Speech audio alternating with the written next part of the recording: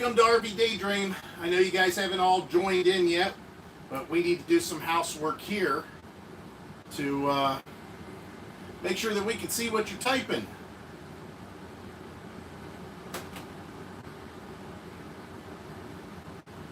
So give us just a second, and we'll be able to see what you're saying to us, and you can tell us how bad our audio is and how loud the furnace is and all that good stuff.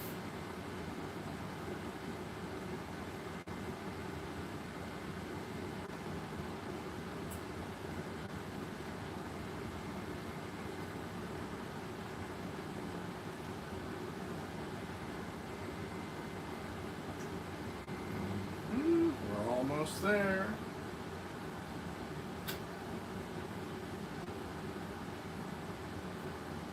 I'm not used to operating a laptop with without a mouse. CM says first, he made it. Hey John, hey Pam, Simply RV Life, good evening.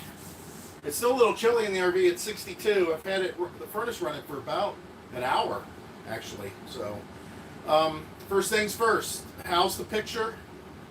And what else? Oh, the sound. You need to talk. Testing 1, 2, 3. Can you hear me loud and clear? Probably the last time I talk. Yeah. Hey Karen. Karen, we got your question. I want to make sure that the camera is centered okay for you guys. It looks like it is. We should have probably put you guys just a little bit closer to us. How about that? Let me try to scoot you just a little bit closer. Just a little bit.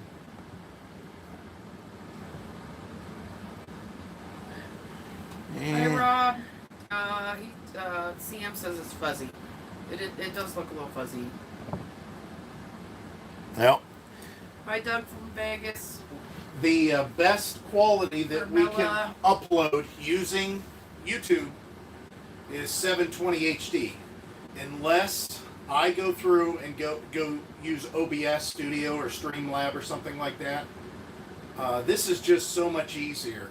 I mean, if you guys would see the setup, I don't know how I could show you the setup, tell you the truth. It sounds like the lapel mic isn't working, just the camera mic. We don't have the camera mic can't be working because the camera is a phone. So I'm going to scratch my microphone first with my finger. Tell me if you heard that. We'll wait.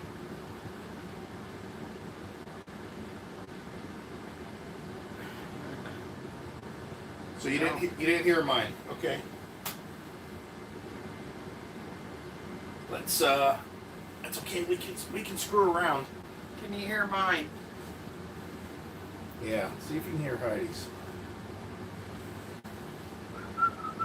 No, stop. You don't have to. You just scratch it once. First, I did. You got to point it at your chest. I can hear you. Yeah. You heard this. You didn't hear the scratch on either one of our microphones. No. Okay. Well, that's why I have $1,000 worth of audio crap over here, so we can correct little problems like that. CM says we can screw around. The microphone is not working. All right. Yours is red. One's red and one's green. I don't know what that means. I'm colorblind, so. The one inside is green. Okay, what's this? That's green. Mine's red. What's this? Green. Okay. Mine's green now. So they're both green. Okay, now they say, okay, they gotta be working now. Maybe they went to a standby. All right, let's try this all over again. You know, this is one of the things that kind of sucks whenever you do these live chats. Everybody that we watch on YouTube has to go through this same process. They have to go through the whole, hey, they're saying the audio's bad. So anyways, here's my microphone. I'm scratching mine. And now, I'm scratching mine.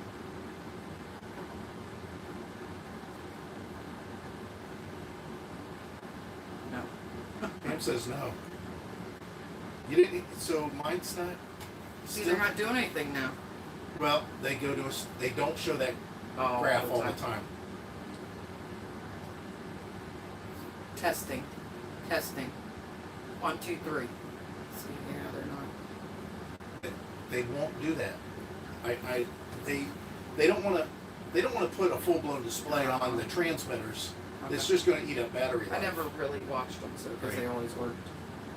I hear you good. Fine. Hear you okay, but no scratching.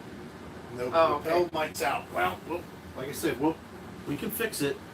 It's just a matter of swapping some stuff out. It could be that I have a bad connector here.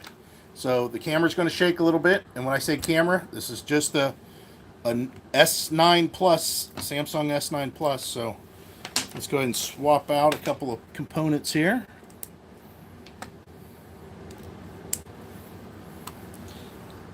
And we can hear you talk, but not the scratch. Okay, let's try this again. All right, so now I'm going to try the scratch again.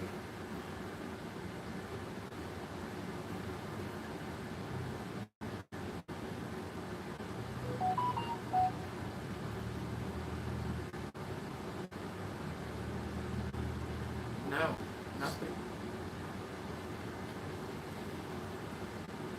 Can't hear the scratch. That's crazy. Okay, let's do something different then. Thanks, Michael. Okay, I'm gonna hold the microphone up close to my mouth and tell me.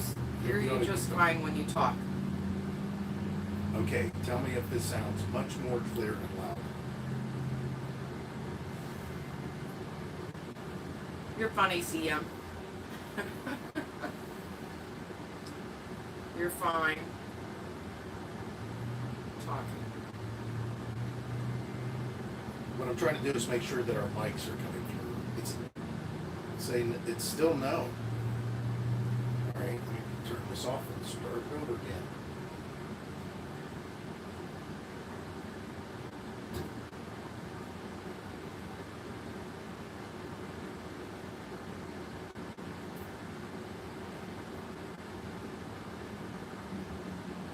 Okay, I went ahead and reset mine.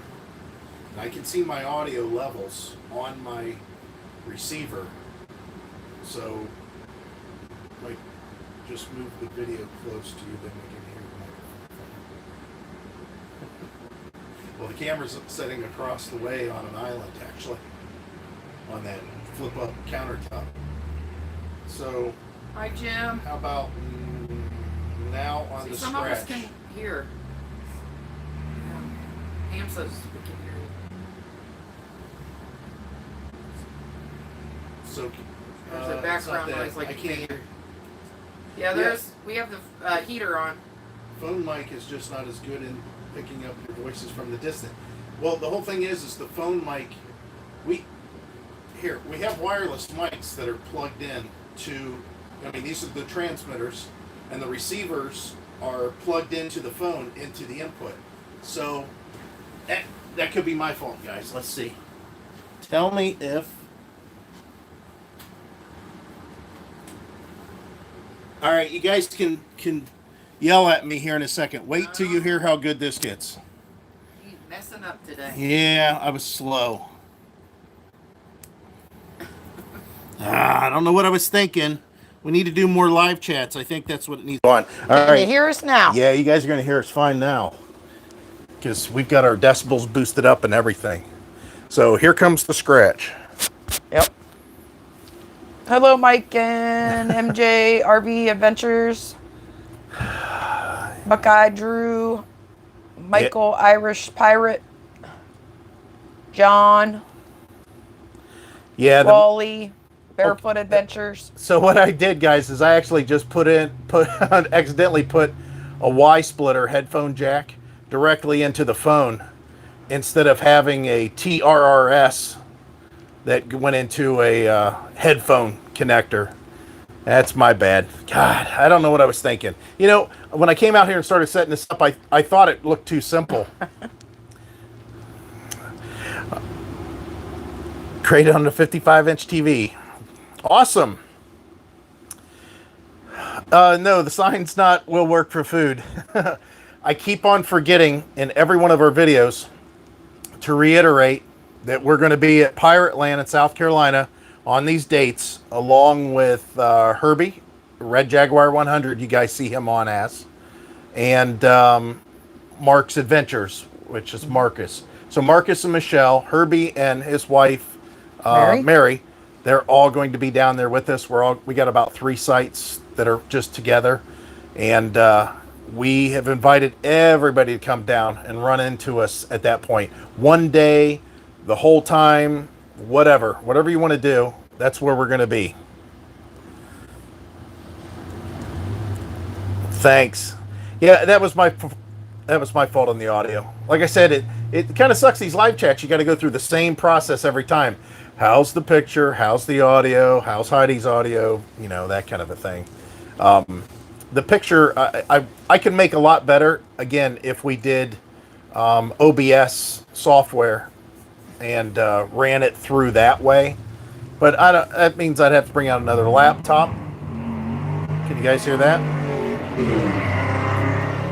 That's the guy that went that way with the cop that way 3 nights ago. Yeah. Yeah, we got some guys driving around here. Marshallfield, Mass.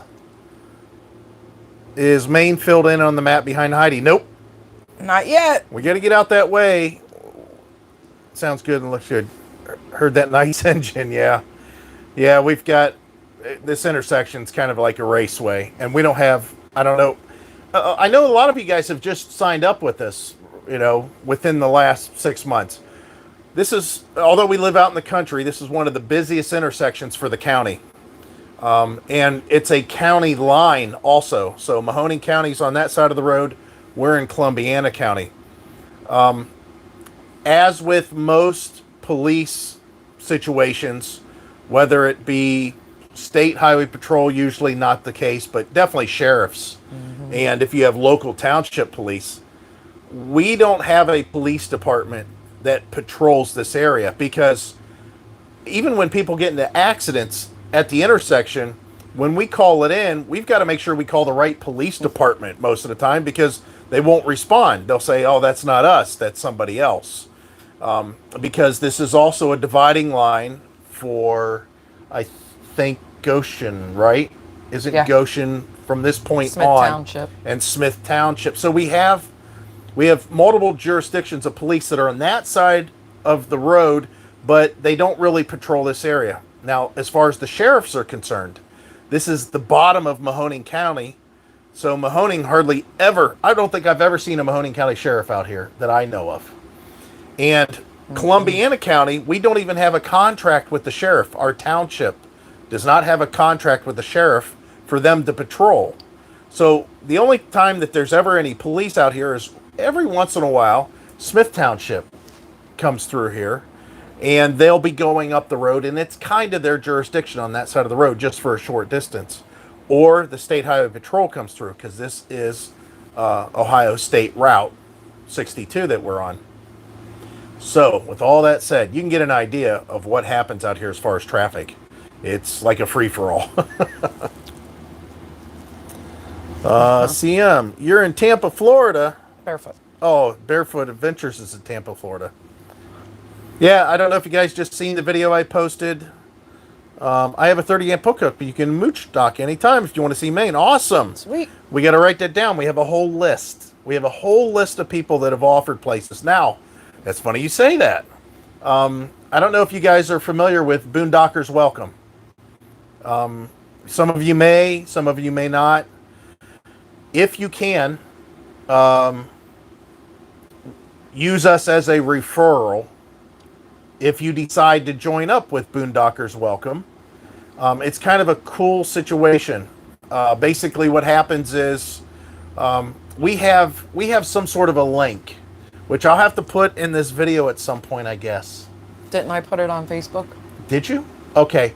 We haven't put it on. Right, but that's a good thing. Okay, so if you go to our Facebook page, Rvdaydream on Facebook, she's put a link to our Boondockers Welcome link that's specific for us.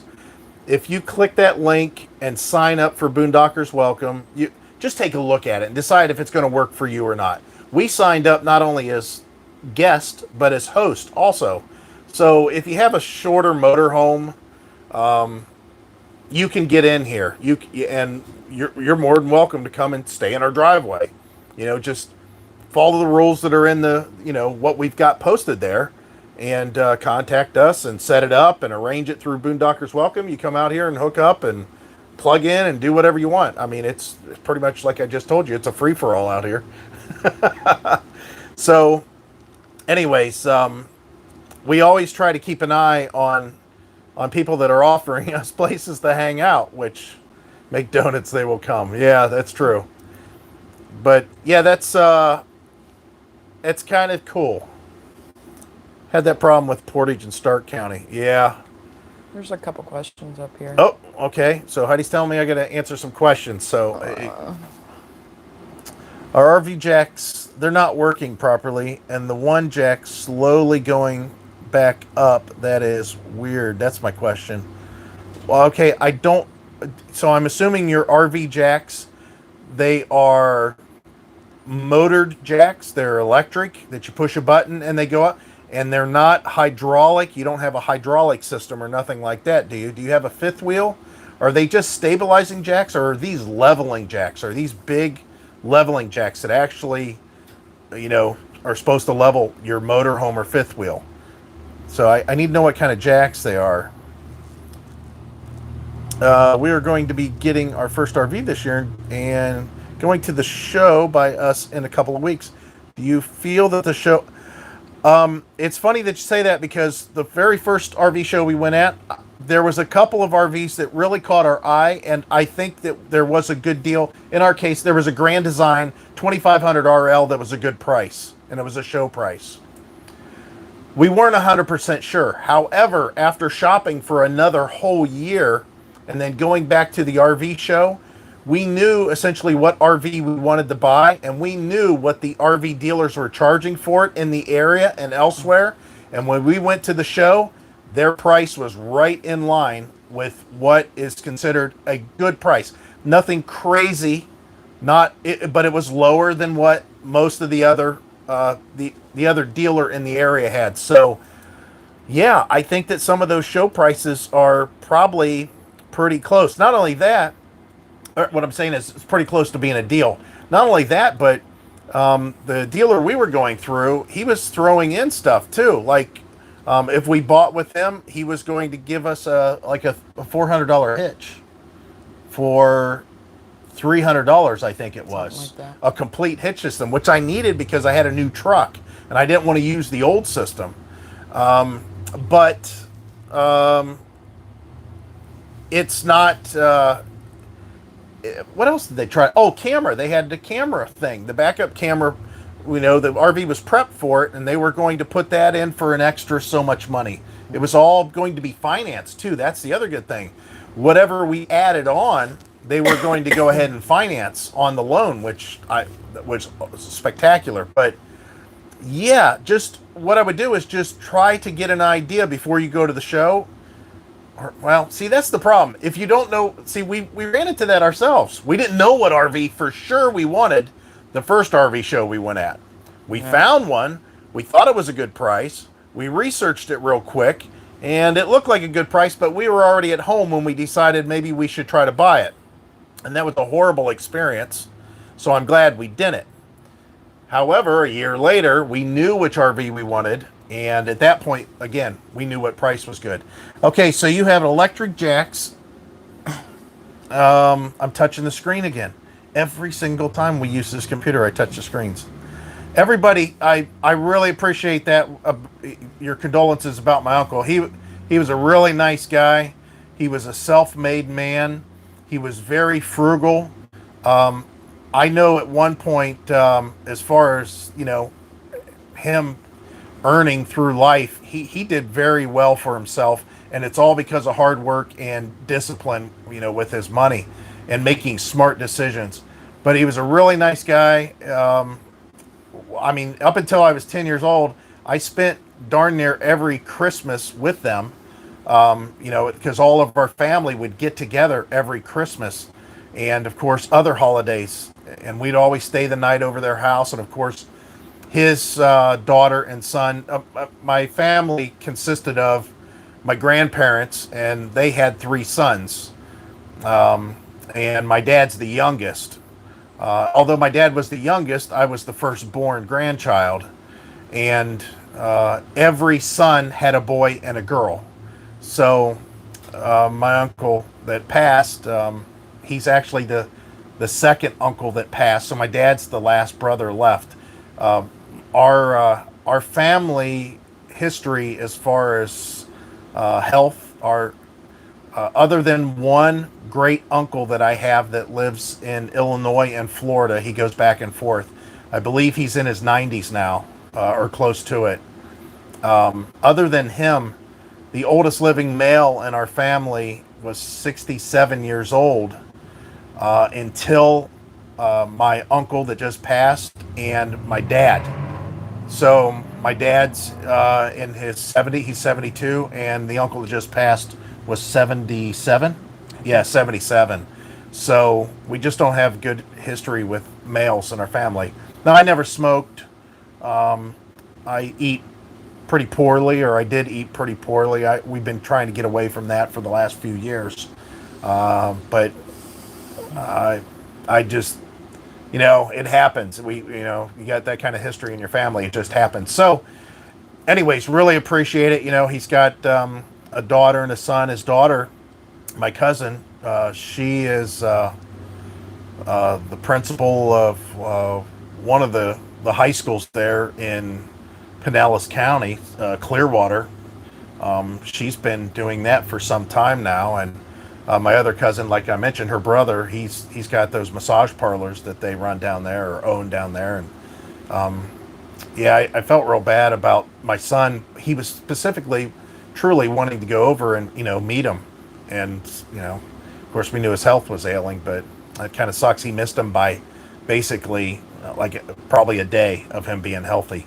So yeah, really sad. So let's go back.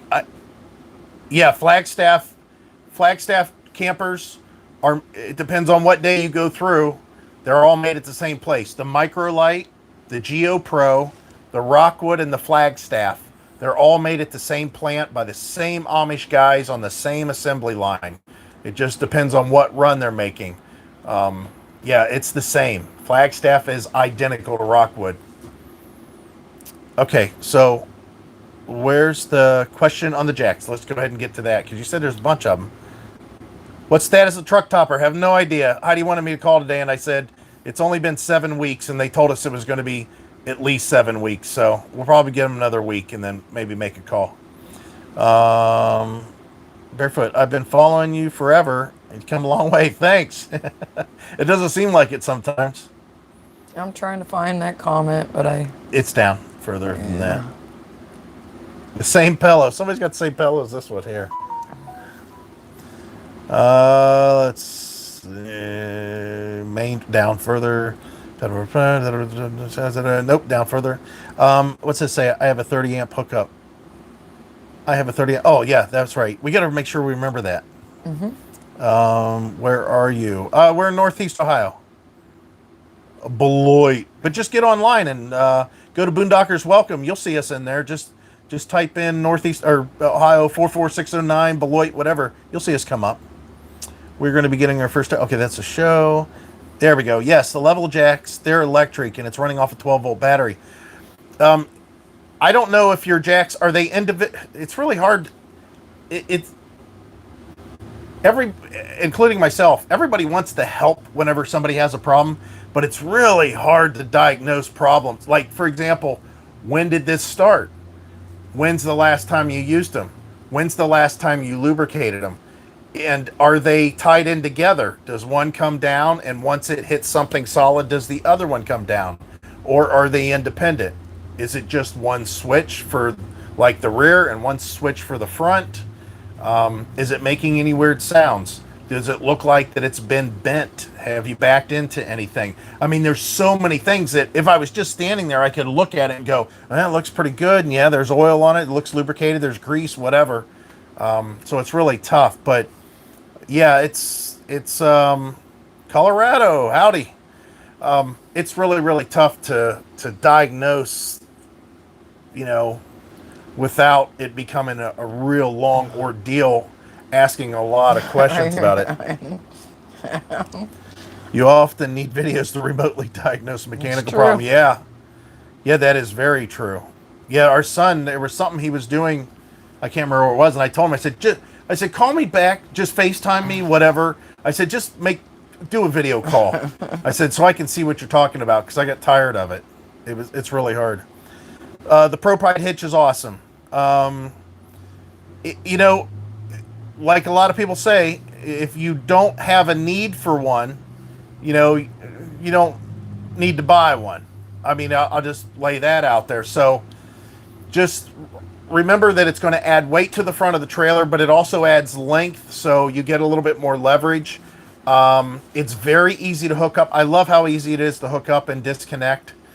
It's funny because a lot of people that complain about it say they have a hard time hitching up, which I don't understand it. I really don't.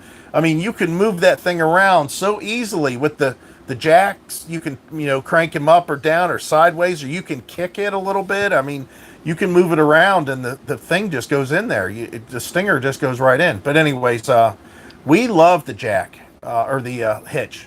But like a lot of people said is, hey, your truck's so long and that, you know, it can handle so much weight and the trailer isn't that heavy and it's not that big. You should have just went with a cheaper hitch, you know, a $500, $600 hitch, but I didn't. We went with the Pro Pride. I was wondering, do you have a cover for your RV and how? Yeah. We do. They know that we have a cover. Yeah, we have a cover for the RV. We did a review on the cover for the RV. Right after we did that review, we literally folded it up, put it back in the bag, back in the box, and it's in the garage. Yeah, it's in the garage, sealed up. And this winter has been extremely mild. Knock on wood. Extremely mild. Have we done any camping in Southwest Ohio? Can't say we have. Nope. Nope. Drove straight through to Tennessee, and then to Kentucky, then Tennessee. Let's see. My tongue weight is 550. When shopping for a WD hookup, what number should I be looking for on a new hitch? You mean what kind of price tag? Or what kind of weight? Weight distribution hookup. Oh, are you talking about what kind of spring bar rating? Is that what you're asking? Because 550, wow, that's light. 550, so I'm assuming your trailer is only about 4,700 pounds or something like that? Yeah, you got a little trailer. Wow, 550 pounds. Think about that. Our old RV was about 500 pounds, not even 500 pounds. 3750. 3750. Wow. You got to be very, very careful. Some of like our old 1992 Terry camper, the tongue weight was only 450 pounds, and I had the original manual, and good thing I read through it, because it said if you had, like in our case, like a 5-inch or a 6-inch frame, you had to make sure that you did not go over you couldn't go over, I think it was 600 pounds on the weight distribution bars. I'm assuming that you being at 550 pound tongue weight, you gotta find out what your tongue weight is whenever you're fully loaded. You say you're loaded, you're 4,500 pounds, but what's the tongue weight when you're fully loaded? Yeah, it would bend the frame if you went too far. I mean, ideally, you should have 500 pound bars or 550 pound bars. I mean, if that's your exact tongue weight. Yeah, you need to get... I did a video on the scale. Yeah, check out the video on the scale. It's among all those reviews that I did. It's one of those. Oh, darn it! On the big news, what was that? What's the big news you're talking about? What you doing video? I said, LOL, Brenda. He has a big mouth and we're not talking yet. See, but it worked. I told you I was going to tickle your funny bones. I was going to get you guys talking about it. Oh, we're not talking about it here because there's not much to talk about yet. So, hi, Todd. Howdy. There's a question up here. Would we feel safe towing our camper with a F-150? No. And listen, there's lots of controversy about that. And Heidi, Hi, Frank. I started to write. I was getting ready to sit down and do a video referring to other videos. If you are a weekend warrior and you're just camping on the weekends, if you're not going long distances, and I mean like something that might be 400 miles, 300 miles, 400 miles, and you drive very carefully, yeah, I would do a half ton. I would pull this with a half ton if we were doing that. The hardest part for the guys that have half tons is that's what they own. Then they went out and bought a trailer, and the trailer's numbers kind of match what the truck said it could pull. But once you start looking at these numbers and the gross combined vehicle weight rating and all that stuff, that just could be us, possibly. Okay. The gross combined vehicle weight rating, meaning what your truck weighs,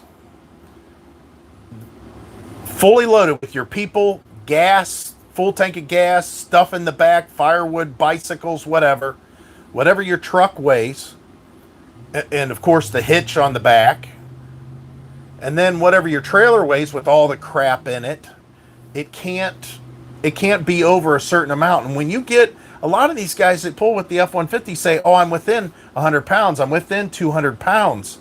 That is too close. That's way too close. That's not enough. I mean, think about this, that basically what they're saying is, manufacturers saying, and of course they're bragging. They're going to try to brag as high as they can without causing liability for themselves. So they're going to go up really high with their numbers, but stay just under the bar of what's going to be an issue. So let's say you're at within 200 pounds of what your rig can carry, your truck can carry.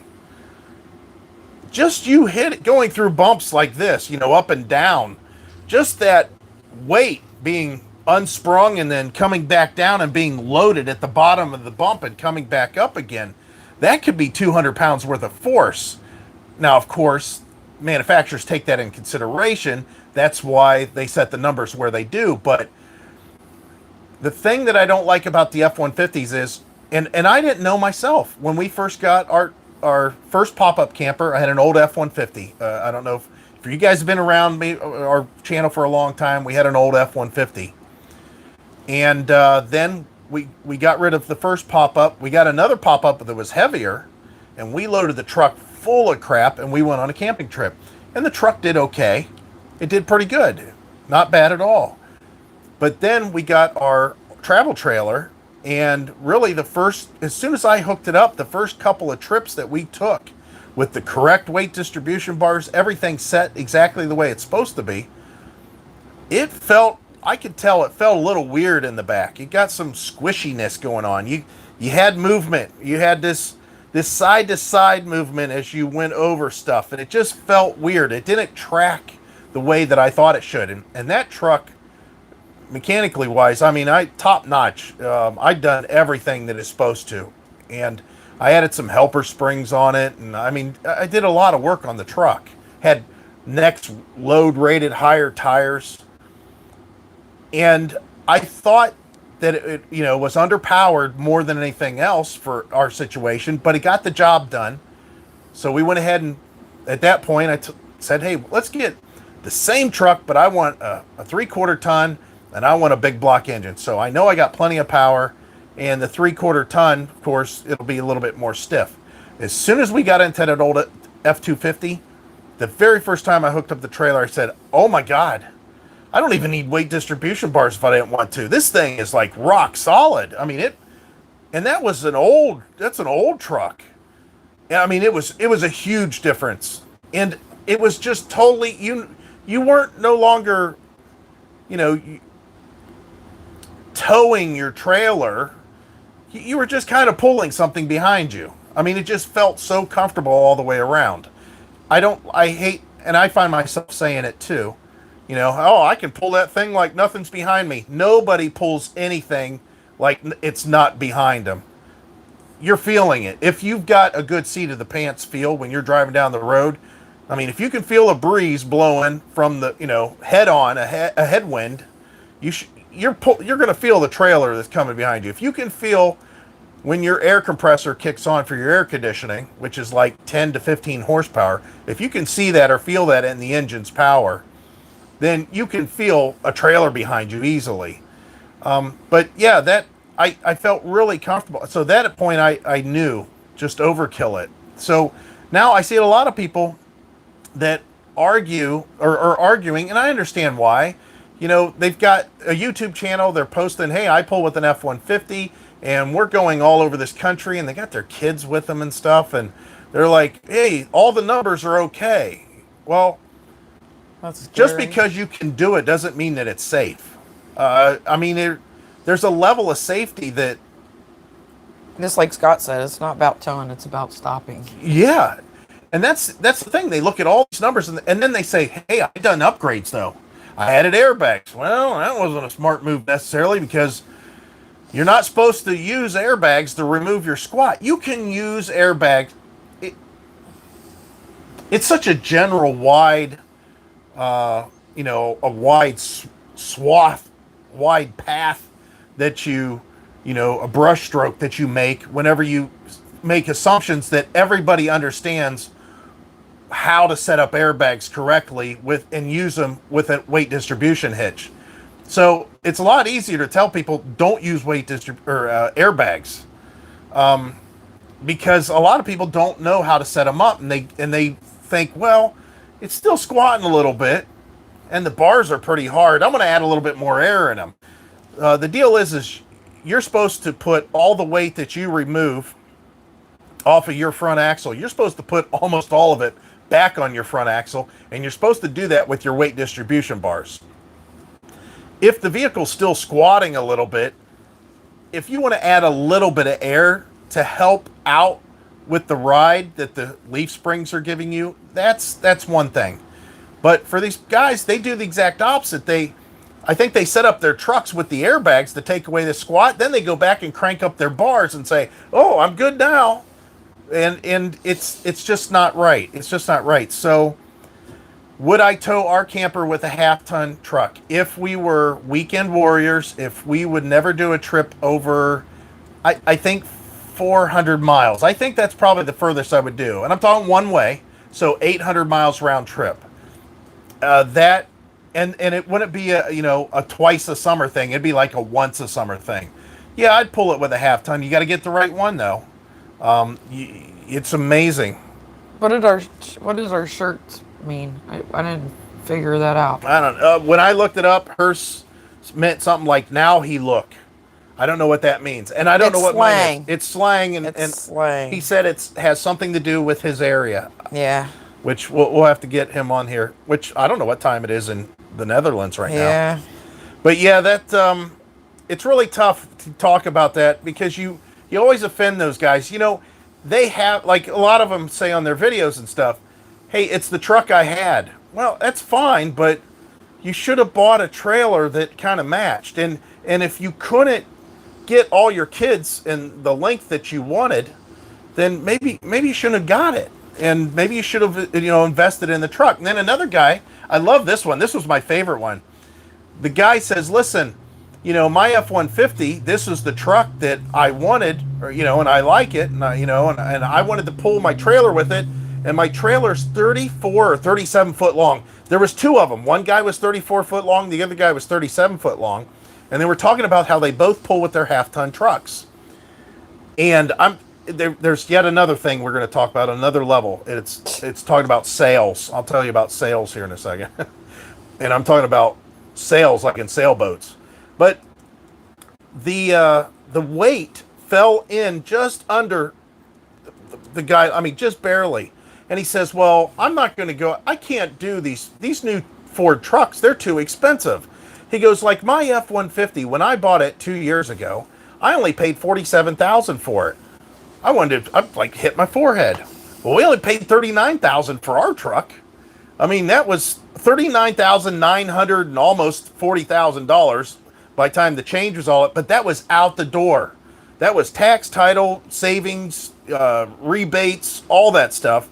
It was under $40,000 for our F-250 because we got an XL model, which is stripped out, and we got an STX appearance package.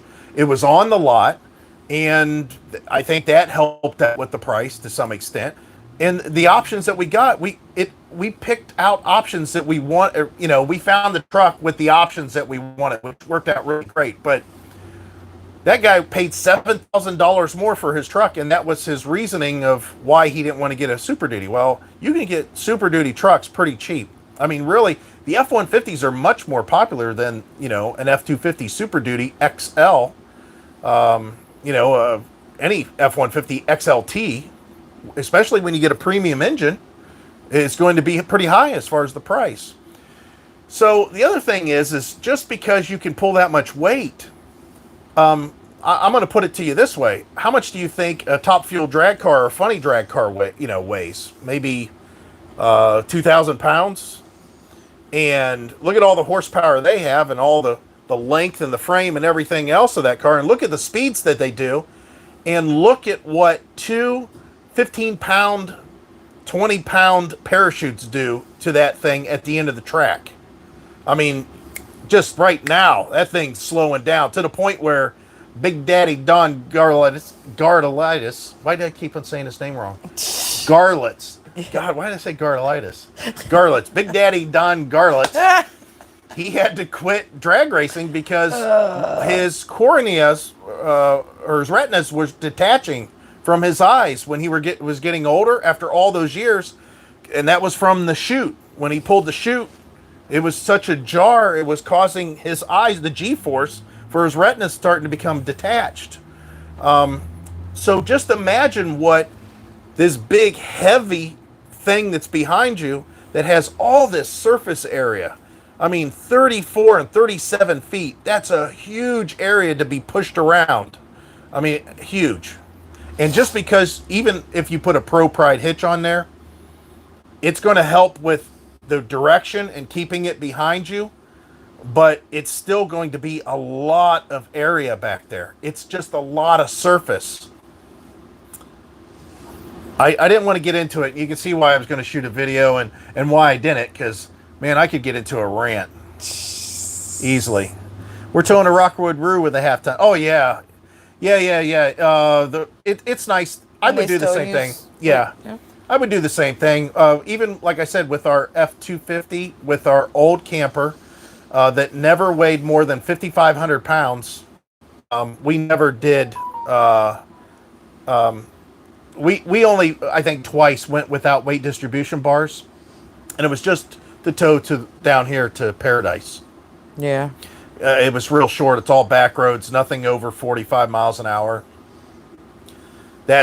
We liked running weight distribution bars because you can tell, again, you're trying to keep whatever weight is on the front of your truck underneath those front wheels, and whatever's on the back wheels, and whatever's at the trailer axles.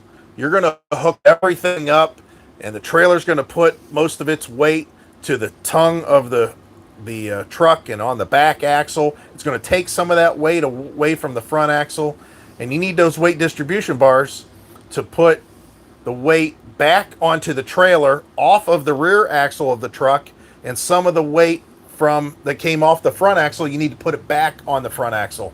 And, airbags don't do that by themselves. And weight distribution bars really need to be used and set up correctly. There's so many accidents out there, and there's so many people out there towing. I mean, we see stuff go down the road, and for the most part, most of them are set up correctly. I think they at least look level, but I don't know if they really got all their weight back on the front end. Some of them we see go down the road though, it's just crazy. I mean, it's the V, it's the V going down the road. The truck headlights up in the air, pointed up in the air, and the trailer's down on the ground, and it's just crazy. 25 feet and 3,900 pounds. 800 tongue weight on the weight distribution bars. 800? What? Wait a minute. 800? Your tongue weight is 800 pounds on that light trailer? Yeah, that's what they say. That microlight is That seems- 4,400 pounds, and you have 800 pounds on the tongue. Now, I know that Rockwood, their tongue weights are a little bit heavy, but that sounds like a lot of tongue weight. How much is ours? Well, if we didn't have our tongue weight without anything in the RV, our tongue weight from the factory is like 845, and that's on a empty trailer that weighs like 6,500 pounds. So normally 10% would be like 650 pounds. But like I said, I think they put it a little bit tongue heavy on a lot of these newer trailers. No, the weight distribution, is rated for 800. Just make sure that your weight distribution bars, like I mentioned earlier, aren't too big for the trailer frame, because you'll bend your trailer frame. I think you're okay though with 800. Yeah, you wonder why the cops don't stop them. You know why the cops don't stop them? Because they don't know. I don't think that they know. They really just don't know. The Highway Patrol, I think that they should get on that more. But unless they see them swaying down the road, the thing is, they would have to. I'll tell you, the only ones that could do it is motor enforcement officials, state motor enforcement officials, which at least in the state of Ohio, they look like Highway Patrol, but they have a different logo on the side of their car. You always see them pull over big trucks. Well, they usually have portable scales, or they can call in for portable scales to weigh all the axles and that. But all they got to do is just say, "Oh, I didn't know." Wilson on Wheels. Hello. I'm late. Sully, you're never late. You're just fashionably presenting yourself. That's all. DOT, yeah, DOT, you got it, Frank. Have either of you ever wished you had a railing on your front porch as you were slipping on the ice? We used to have railing on our steps that used to be in front of the house, which are underneath that deck thing that I built. And that deck, that's made out of all recycled, reclaimed wood, except for a couple of things. Never know, there might have to be a railing put on there if we sell it and somebody wants one on there. Getting a little old. Heidi, did you like we got your them in gift case we decided to from go to the Holland? traditional trailer. Yeah, just be careful with your frame. There may be something in the manual, or I'd call the manufacturer and just ask them flat out what the maximum weight distribution bars you can have for your trailer. Because I didn't know with our old travel trailer, again, the tongue weight was like 450 pounds, and I had like 750 pound bars initially, and I went out and bought some that were, I think, 600. And I think 600 was the max I was supposed to have on there. Yeah, Heidi loves her gift from Holland. We both eaten the gift from Holland. Lots and lots of it. Oh boy, that's true. Good. I like to hear they're in Canada, and they're cracking down on improper towing, overweight and stuff. Mm-hmm. Oh, hey, Karen, you still on here? Just type in a dot or something.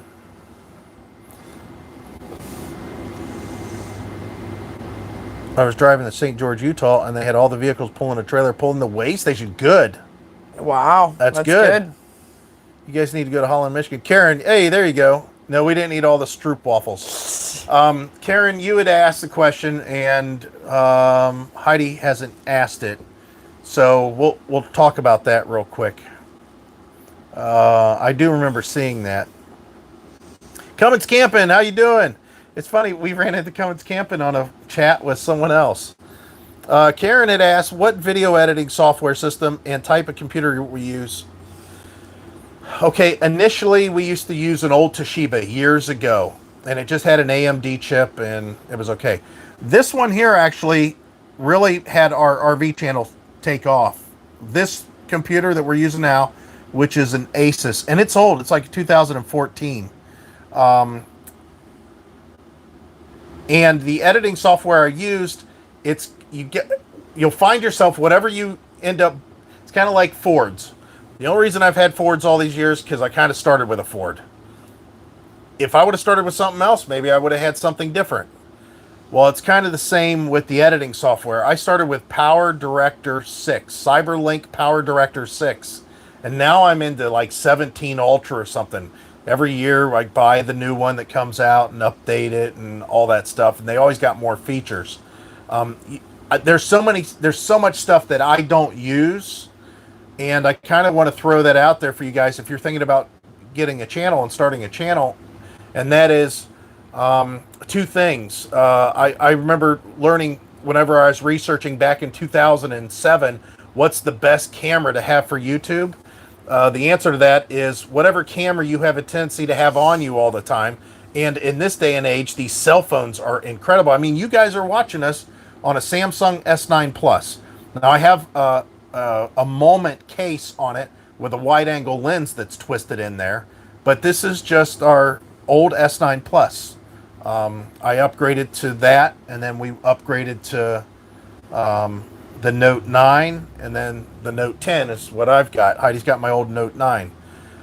The phones are just incredible anymore. But I still think that a standalone action cam's a good choice to have because, you know, sometimes you're on your phone. You don't want to deal with, you know, maybe I'm on maps. I'm using it for navigation or something, and I don't have to worry about filming and navigation and all that stuff. It's separate. But as far as the computers, there's also, you know, of course, I was always told, and I believe it 100%, that the power of the Mac Air, you know, Mac notebooks, whatever, the power that they have to edit videos, they say is really good, and the editing software is pretty decent too. So Greg bought a camera already, so. Oh, that's cool. As far as the editing software, and I mean, first you got to start with, if you're into Apple products, I know that the Mac notebooks, the MacBook Pros, whatever they are, I don't know Apple that well, but I do know that apparently you can edit videos pretty well with those. Just whatever they offer. Now they charge quite a bit of money, so I hope you do. The Power Director, the CyberLink Power Director system that I use when I edit software is a CPU hog. It uses a lot of CPU energy. So I got to the point where this little computer, I was upgrading and I was trying to do different things. The software that I use, that Power Director, so many features, it's incredible. The wide angle lens stuff that we have with our camera, I can correct that on every video, but I never do. That's some of the software that they offer, or one of the features they offer is you just click a button, find your camera, and it automatically takes that fisheye and straightens it out a little bit. I don't like to bother with that because every time you change your scene, whatever you're doing, it takes a little bit more CPU speed. So then if I do a slow motion, there's something else on top of that. So now not only is it trying to allow me to edit the scene, but it's also trying to let me edit or trying to make that correction. Then if I change lighting on there, that's something else. So now it's trying to do three things for every frame that I'm shooting. And I always shoot in 1080, 60 frames per second. So it's kind of using some energy there too.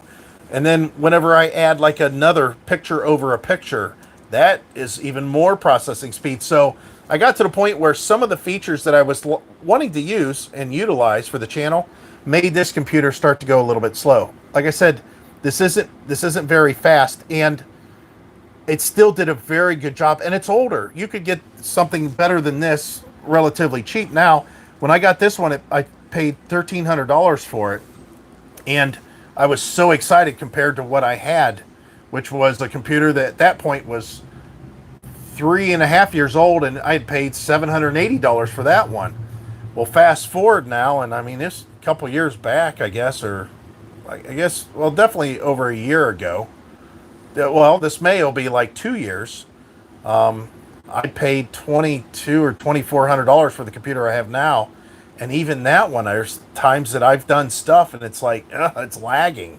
You know, if you add enough stuff on there, enough features, it'll lag. But just the start, I like the Power Director stuff, and the only reason is I've been doing it so long with that, it's easy to keep on doing it. I mean, it's just like Samsung phones. We've had Samsung phones for so long. We just keep on staying with Samsung phones because they're, you're used to using it. Are your phones recording at 60 frames per second?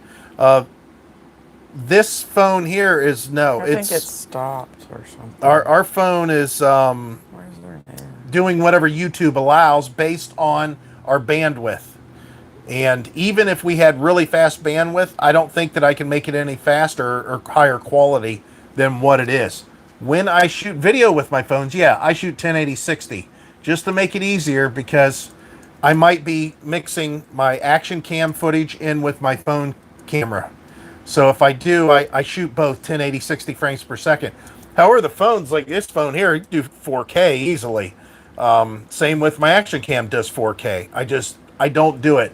And the other thing is you're going to find the higher quality that you're using as far as cameras, the harder your computer's got to work, obviously, and the longer it takes to edit and upload.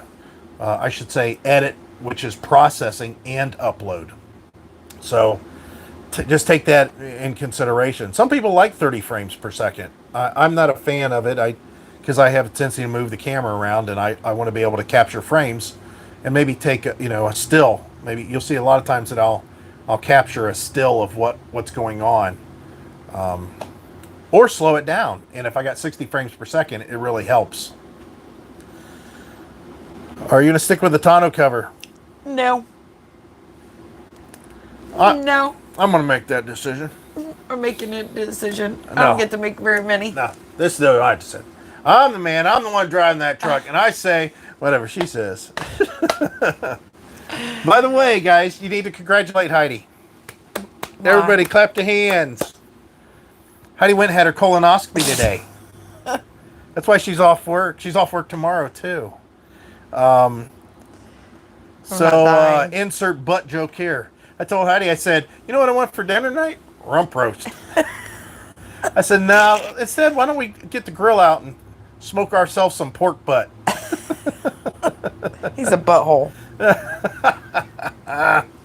Oh, Heidi, the guy that came in, she went and got her colonoscopy, and the guy came in the office. I was there for the consultation afterwards. This real big, tall, swarthy, dark-looking guy came in. He, Antonio Banderas, and he's like, the good news is I've checked your colon and everything is absolutely amazing. And Heidi said, well, what's the bad news? He goes, the bad news is I'm not a doctor. Oh my God, he's lying. He's lying. Then she made an appointment for me, and she says, and I said, listen, I can go to the VA, and the VA will do my colonoscopy. And she goes, no, I want this guy to do it because he shows pictures, and I need to prove that your head's not up your ass. Oh my God. Let me tell you that if you're over 50 or you're 50 and over and you don't have any issues, go get it done before you have issues. And maybe if there's something there, maybe your insurance will pay for it, because mine is not paying one red cent. Yeah, that's funny. Her insurance pays for preventative. As soon as she had the Diagnosis. the diverticulitis, it's back to osis now. As soon as she got that, now it's not preventative. It's actually a procedure, a medical procedure, and insurance doesn't cover that. That was the craziest, man, insurance company. What a ripoff. They're just a ripoff. Oh my God, Wally, you are so right. If I had to drink any more of that drink, I Yeah. was going to shoot myself. Oh, good. He survived twice. That's good. Good. I've got to go. I got to go get mine done this year. I put it off with the VA. When I turned 50, they said, "Oh, time for your colon." I said, "Nah, I'm not ready for it." So I went in the next time. I said, "Can you just hold off one more time?" I said, I can't. I haven't got enough bravery in me to do that. I quite thought yet." really today that I was on a bus ride the whole time. Yeah, when she was coming out of her whatever. I swear she that- said that she was saying something about being on a bus, and it had something to do with they were moving the gurney from the room to the next room, and I thought I was on a bus ride for however long it took. I just remember falling asleep and waking up, and I'm like, dang, I was on this bus ride, and I was actually laying down like this. It was weird. I had to get a drink of water. Then I puked in Michael's truck on the way home. Oh my gosh, she threw up all over inside my truck. It was all water and liquid. I didn't throw up all over. The seat and all over the floor. Okay, well, like, I didn't get the back seat or anything like that. I got where I was sitting. Well, I hope so. Yeah, I bet you were hungry after the procedure. Yeah, and he told me that I could go back to my regular eating habits. So, yep, that I did today. I ate poorly today. yeah. We both kind of did. I mean, we kind of knew. No, we didn't eat a lot today. No, We didn't overeat. Yeah, we didn't overeat. Kind of picked at stuff all day. We Yeah. ordered out, and I took a few naps. I kind of took a nap. I have a hard time doing that. But anyway, I don't need one for another 10 years, so that is good news. Yeah. Yeah, I threw up. I'm telling you that I had a hot flash and a sugar spell on the way home. Well, I know it was worse than that. She had a cigarette before she got in the truck too. Yeah. So 'Cause we here said she it was hadn't okay. she hadn't had a cigarette for how long? 12 hours. It was over 12 hours. Night before. Yeah. It was about 7:30 or something. Yeah. So didn't have a cigarette for 12 hours, and she's puffing on that thing, and she gets in the truck, and she's like, "I think I'm having a sugar spell." Start taking deep breaths and stuff, and she didn't even tell me anything about feeling sick. And next thing I know, she started throwing up. I'm just telling her, "Hey, it's okay. Do you want me to pull over?" You know. Of course, I'm turning the heater off on the truck. But actually, it was all liquor. I mean, it really was. I mean, she had drank some water that they gave her. It was just all water. The worst thing that was on the floor mats, which, good thing we don't have any carpet in the truck. Worst thing that was on there was just her gum. She put a stick of gum in her mouth and was chewing it for her sugar spell, and that was it. Yeah, hey, Rickbo, that Colo Guard, I'm going to ask the VA about that.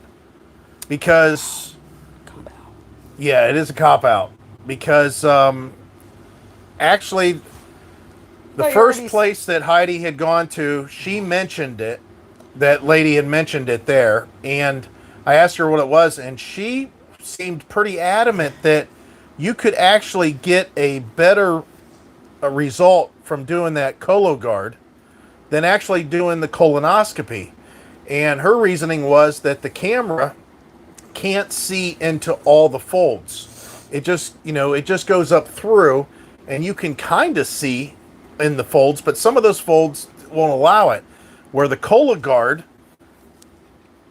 will read any DNA that is passed through whatever sample you send in, and if they see DNA, they can, and that, of course, you're basically pushing solids through yourself, and you're getting a sample of that, and if there's any DNA in that sample, then they know that, there's a problem, that you have something going on. There's no doubt about it.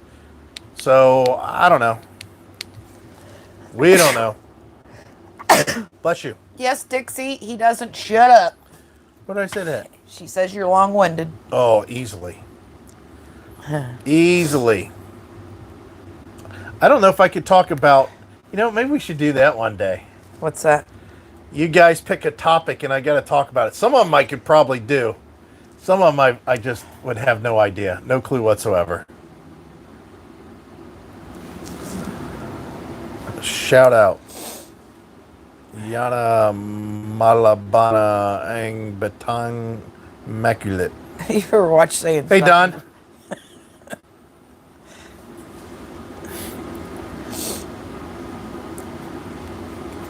Yeah, the Pirate Land thing, we're excited about that. So anyways, I'm cutting some people short with their answers.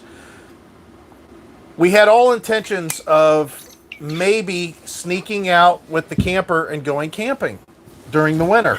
So we never put the cover back on. So here it sits. And quite honestly, unless something drastic changes here, we still got winter left. We're more than halfway through meteorological winter. But we were hoping for warmer temps. No, I'm fine with what happened and what has happened so far. We know that for the first week for sure of February, everything still looks pretty much like it is. Just to give you an idea, our temperature for almost 4 days ranged between 28 degrees and 34 degrees, and that is high and low temperatures for 4 days straight. There's some rain in there and some clear and whatever, but still. So if we could get the rest of the winter to be just like this, and then I know that next winter, if we're still here, next winter would be just, I wouldn't cover up the RV. There was no reason for us so far, the weather that we've seen, there's absolutely no reason to have a cover on the RV so far. Not a single one. But yeah, tell him to stop. Sounds like my Yeah, he picks on me. Yeah, she needs to quit smoking. I know. It's a bad thing. She's been smoking for so Too long. 15 or something. More than that. I've never put a lit cigarette in my mouth. Ever. Okay. Never inhaled smoke on purpose. Except for contact buzz. I had some friends that used to smoke weed, and Yeah, you I'd really like- don't get that much. Yeah. I'd like, oh yeah, this is nice. Just enough to make me relax my shoulders. Yeah, last year the winter was slightly It was. worse, just slightly. Yeah, I don't know what the deal is, and like I said, I'm not going to say anything about it. Hopefully, whenever Ohio decides to start turning into the Ohio that it could be, maybe we won't be here. Oh, just say it. Quit typing it.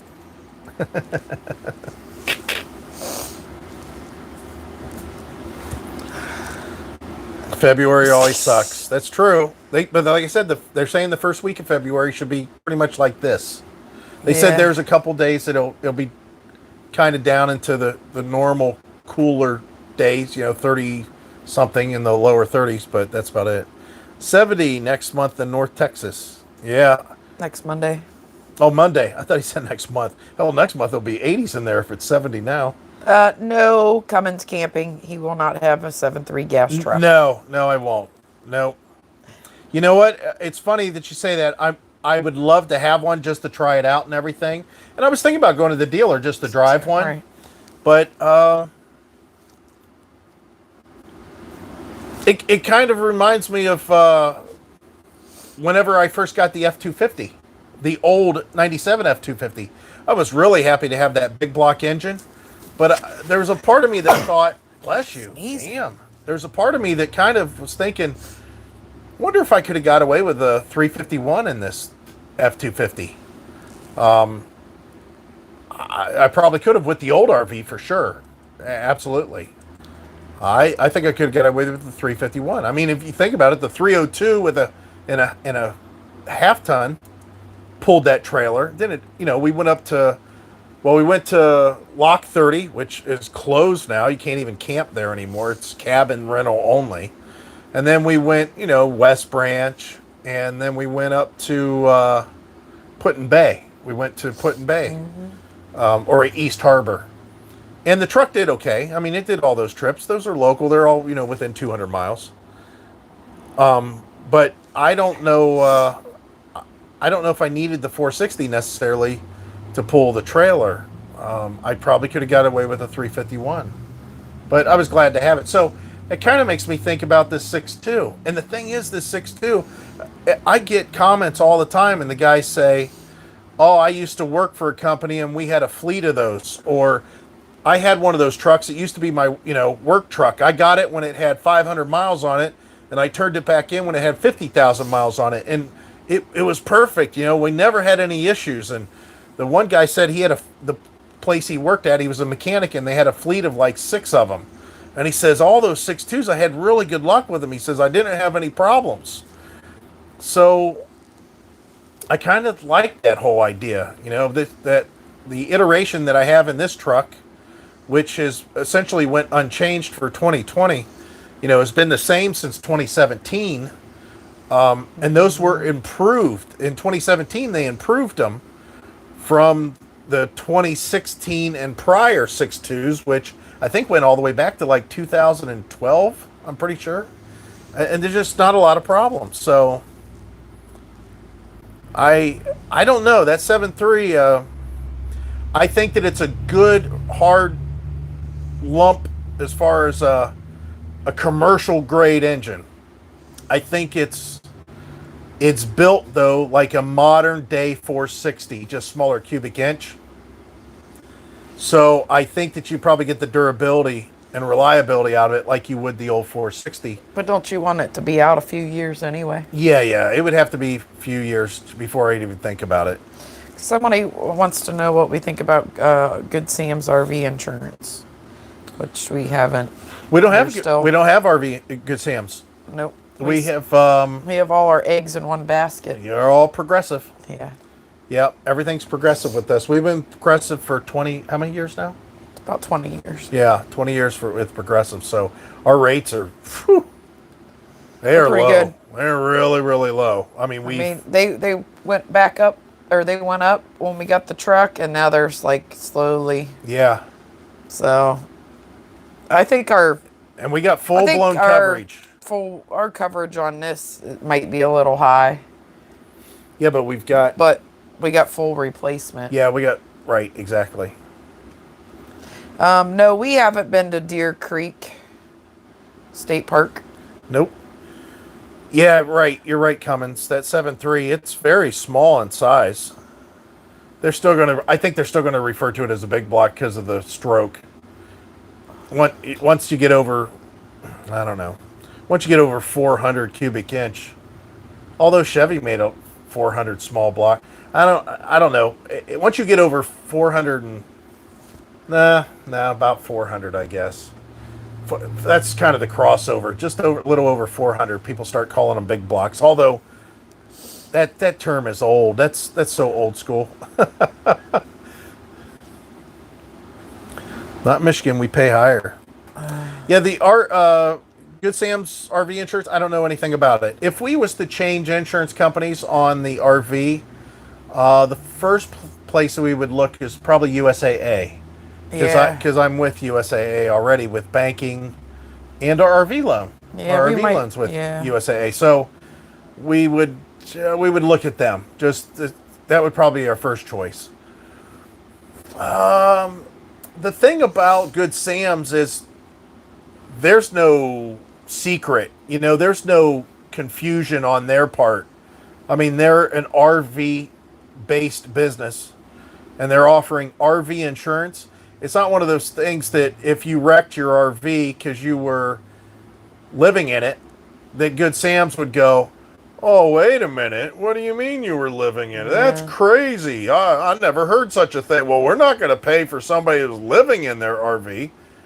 Where Progressive, even though we have RV insurance, and they did ask us if we're living in it full time, we told them no, we're not living in it full time. I could see where they might be a little bit more confused about the situation, and even USAA possibly. So it could benefit potentially going with companies that specifically cater to RVs, but I don't know. I can't tell you. Herbie's back again. What's that song? Yeah. Oh, Shady's back. That's it. Who's Eminem? Yeah. Oh, so good. We have a moderator again too. Yeah. We had a comment earlier, and I thought, oh man, I don't know what this is going to turn out to be. I was thinking, where's our moderator? Let's see. We have Allstate for our house, car, and truck. Progressive for boat, but was thinking Good Sam's for camper. 147 a year. Oh, it all depends. I mean, that's what's your deductible? Is that full coverage? Is that replacement coverage? What's the value of the RV? Are they going to give you full value? Is it like? Do you have a loan? Yeah. Do you have a loan? Is there gap insurance involved there, or gap coverage in case the RV value is so much and you still owe so much? Are they going to cover the difference? Like our old RV, Progressive, it was really cheap, and it was $20 a month. Yeah, and I just told him that the value was $6,000 on the trailer, and that was before we did any work to it really. And I said, what kind of coverage is this? And it was like a $50 deductible.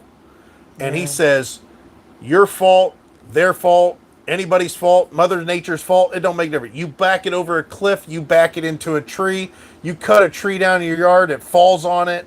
He says, somebody hits you, you hit somebody. He goes, it doesn't make a difference. It's paid for.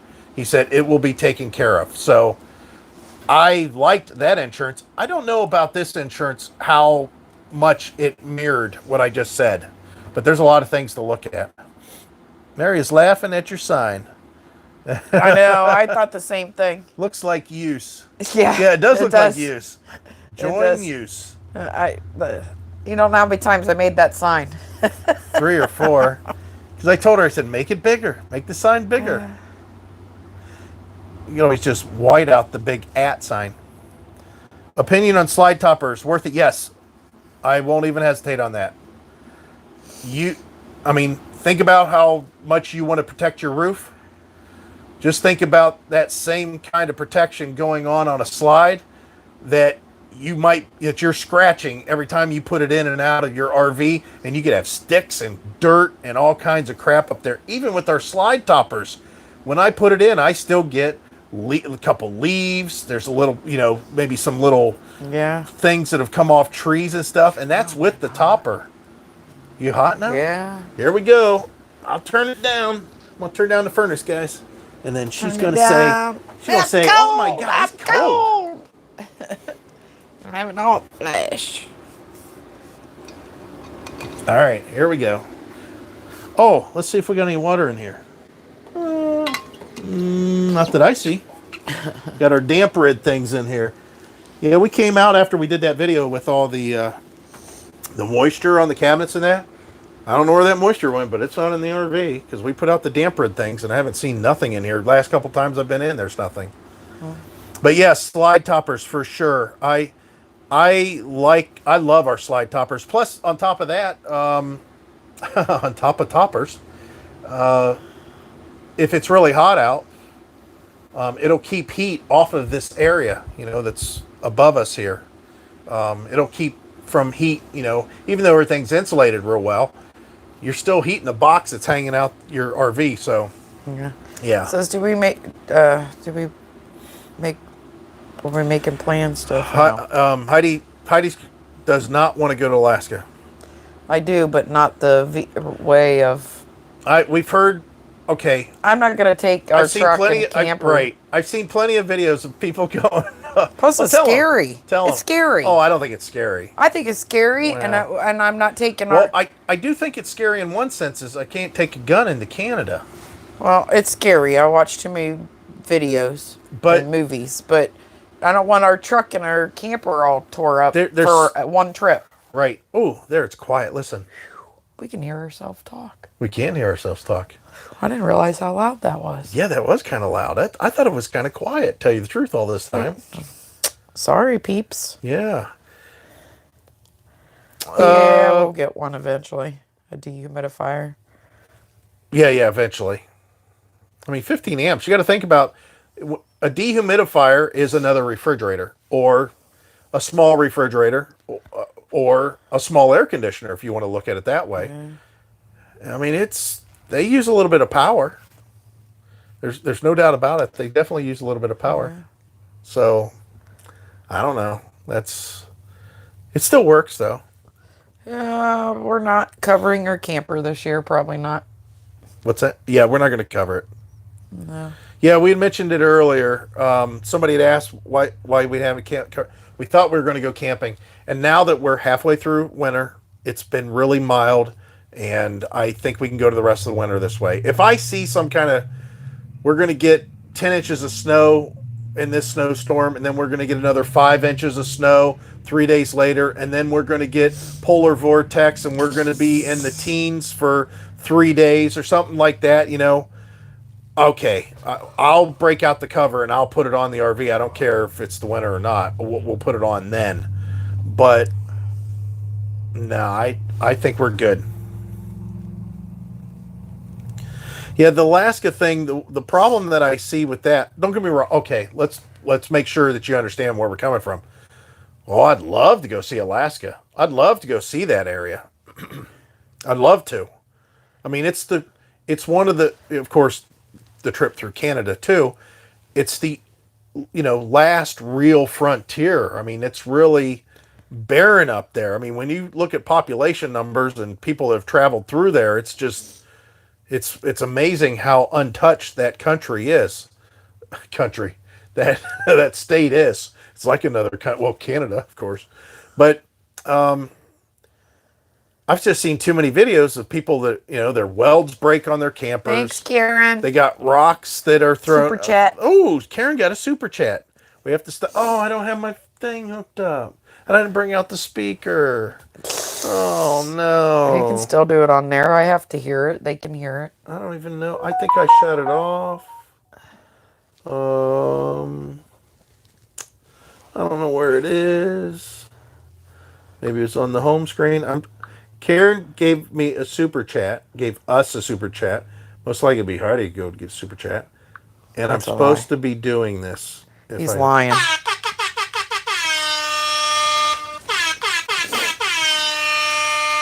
It's not as good when I had that extra speaker on there.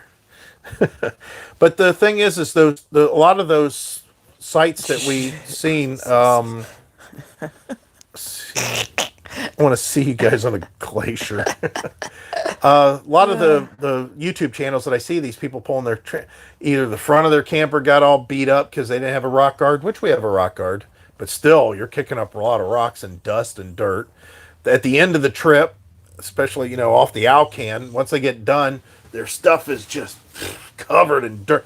I mean, they're obviously trying to wash it or whatever to fix that up. But breaking, I mean, stuff that don't normally break is breaking because it's getting beat up. And then a lot of people that have traveled up there back and forth plenty of times say, listen, all you have to do is take it easy, take it slow, take your time, all that stuff. And I mean, I probably would. It's just, I don't know. Now, if I had the money, I'd love to take a ferry up there. I'd really like to do the ferry thing, but I know that's some huge money.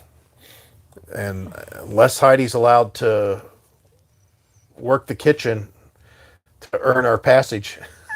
I think he needs to. Oh my God. Are you kidding me? You know how lazy I am. That's not going to happen. Craig loved that. Yeah, it was our air horn. I don't like that one as much. I think I have another one on here. Yeah, you got... Oh, this one.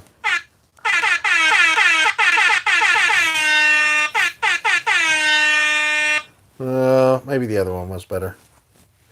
Don't know. That is every day for us. We live on a dirt road. Well, we kind of lived on a dirt road too, growing up. Till they started. In our neighborhood, it was just sand. It was just sand or city water because everybody had well. He didn't understand. I said, "Listen, I'm telling you that you go out in the road, and there was hardly any traffic on it. And as a kid, I would sit out there and dig out these big shells."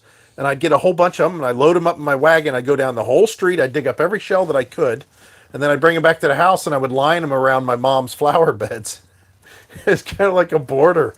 I don't know. I was young, though. I was probably, 7, I guess, at the oldest. What's that? Look what I did. Oh, shit.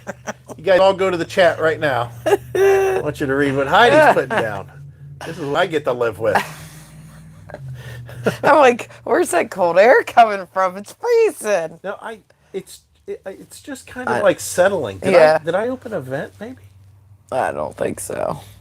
It's just because it's cold outside too. Well, that's not terribly cold. No. I think it's okay. Oh, it's 69 in here. Oh, I'm sorry. I've been up since way early. Oh yeah. Took lots of naps. Just didn't do nothing today.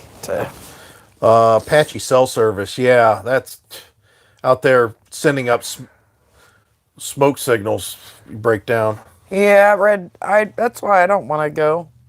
Talking about Alaska, every YouTuber I've ever seen go there has have something right. Yeah. That seems like the same to me too. I want to. We go up to rent ourselves a truck and a trailer, Right. and just go beat it See up. what it looks like when it comes back. Or rent a motorhome. Just rent a motorhome and drive it up there. You guys, Karen, you guys have got to be loving the weather this winter so far out at the campgrounds. It hasn't been that bad. Falling the Fitches, howdy.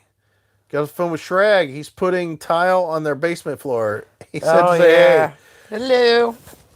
I've seen that he was doing that. Oh, was he? Working in their basement. Cool. That's all right. I jumped on a live chat with Steve Turtle yesterday, and Steve says, "Oh, Rvdaydream, I hardly ever, I haven't got a chance to watch your videos on that." Listen, I'll be honest. I don't know how that works. We watch videos so randomly, and there's just no rhyme or reason. Sometimes we're really good. We watch every video that everybody puts out for like a week or 2 weeks in a row. Then we'll binge watch some people. Yeah, and then some people, we'll just binge watch their what. And then there's times that we've gone 3 weeks without watching one of the videos of people that we subscribe to. It just, I don't know. It's we don't want to be absorbed by it. So I think that might be it. But we don't do it on purpose. That's what happens. She said the last time they were out was before Christmas. Oh my. You have to come out this way one night. Sounds like you're getting a cold. No, I'm getting sleepy and my eyes are watering. Oh, is that it? Yeah. I hope I'm not getting a cold. See, she's, as far as time for that. Snow White's dwarfs, she's sleepy, I'm dopey. We have our top 5 campgrounds 2019 coming out soon. Just haven't had time to finish editing it. Yeah. My YouTube viewing habits are similar to yours. Yeah, I don't know. It's just hit and miss. It's if I'm in the mood, if I'm not doing anything, if I'm busy. I don't know. If there's nothing else to watch, I just downloaded the Airhorn app. Yeah. I'll tell you what the sound effect, how it started. Porcupines got the Morton on the move. New truck. What? Porcupines got the Morton on the move. Porcupines must have tore up the Morton's on the Move's new truck. Oh. Oh, wow. That's not good. Whenever the Army had sent me back to college, which was kind of funny, I had a little sound effect box, and I gave it to the teacher. So, the professor, whatever. So he could, just in classroom, because he liked doing that kind of stuff. I said, keep it. Oh, man, he had a blast with it. Oh, I had a blast with it at home, to the point where she hated it. Some people I like on YouTube, they put out too many videos. Yeah, I agree. We get people say, "Oh, I really, kind of jonesing for you guys to put out a video," and then there's other times where I'm putting out lots of videos, and it's like, even like I'll tell you which ones always do as far as what I look at stats sometimes, which I don't look at them a lot. I should look at them a lot more than I do. Like if we have a 5-day camping trip, if we're getting ready to go on the trip. Our first day, we're prepping or whatever, normal amount of people watch the video within the normal amount of time. Day 1 of our trip, whatever day 1 is of our trip, Yeah, it always does real well. It gets usually double of what we normally. day 2, 3, 4, it just kind of all then evens back out, and like day 3 sometimes goes real low, and it's always like that every single time. And I don't Just really up or care. down. Yeah, I just we just post it. If somebody wants to watch it, that's awesome. You know, that's great. But yeah, one thing we do is we're having a hard time chewed the wires underneath the truck up in Alaska. wow. Wow, that That would is. stink. The one thing that I do one thing that I should be doing on the channel more is what they call a call to action. I should be reminding people to subscribe. You know, if you like the video, click thumbs up, click the notification bell. Amazon links in the description. Make sure you use the Amazon links if you can, so we can continue to do videos like this. It's almost to the point where I'm thinking about putting in a pre-loaded commercial of our own that says, hey, you know, this is what our channel's about. This is, you know, our latest going-ons. And if you like, you know how it is. And then just put that on every video, because I just don't do it enough. And that's kind of why this sign's hanging here, so we can remind everybody that we have that get-together coming up. You have 85 people here in chat. More should give you thumbs up. Oh, that's okay. Yeah, we always say, hey, if you like, you know, we just, you know what? I don't give a thumbs up a lot of times to, for example, if somebody's just bored and they decided, hey, I'm going to watch us. They're currently watching us because they're bored. They don't have anything else to do today, but they don't normally watch live chats. I say don't do a thumbs up, because if you do, then YouTube is going to recommend live chats to you if you do enough of them. Right. So you got to realize, whenever you give a video a thumbs up, it does help out the creator. However, it also sends you to the algorithm and says, hey, this is the kind of video this guy's thumb up, you know, putting the thumbs up on. Maybe we need to recommend more like this. So actually, we do a lot of video watching on channels that we don't subscribe to on my other channel. I use my other channel to watch videos. I just started to call to action more towards the beginning. Yeah, it's kind of tough, because what happens, if you do it enough, like I know certain channels that do it all the time, I just fast forward right past it. I know that they don't start their video till 35 seconds in. Why watch on Roku? I just go ahead and hit the Roku 2 or 3 times, and I know I'm going to be right where I need to be, and hit play. So now, you know, I don't know. We used to do it at the end, but as you know, not everybody watches to the end. Yeah. Or yeah, I never. You see the time just fall off. Yep, we saw that. Had a video about damaging the truck bed when the fifth wheel hitch wasn't secure. Yeah, we saw. I was like yelling at the TV. You know, the hitch bar didn't even go back in, and he's pulling away, and it's sliding. Oh, yeah. Well, Live and learn. yeah, but look how many go look at their videos prior to and after, and look at that sequence of how many views they got compared to what that video got. And you could see why that whole drama and problems, people love seeing it. I mean, hell, I fell for it. I'm like, oh, it looks like it says I crushed my truck or something. I'm like, yeah, got to watch this one. Yep. Yeah. I watch more now with our Roku, and since we cut the cord of the cable, it's way better to watch TV in the small device. Yeah, I love Roku. We have 3 of them. One of them will be out here in the RV. Who's ready for warmer weather? Jody, amen. For sure. I seen that. I thought something was going to happen because the hitch looked funny.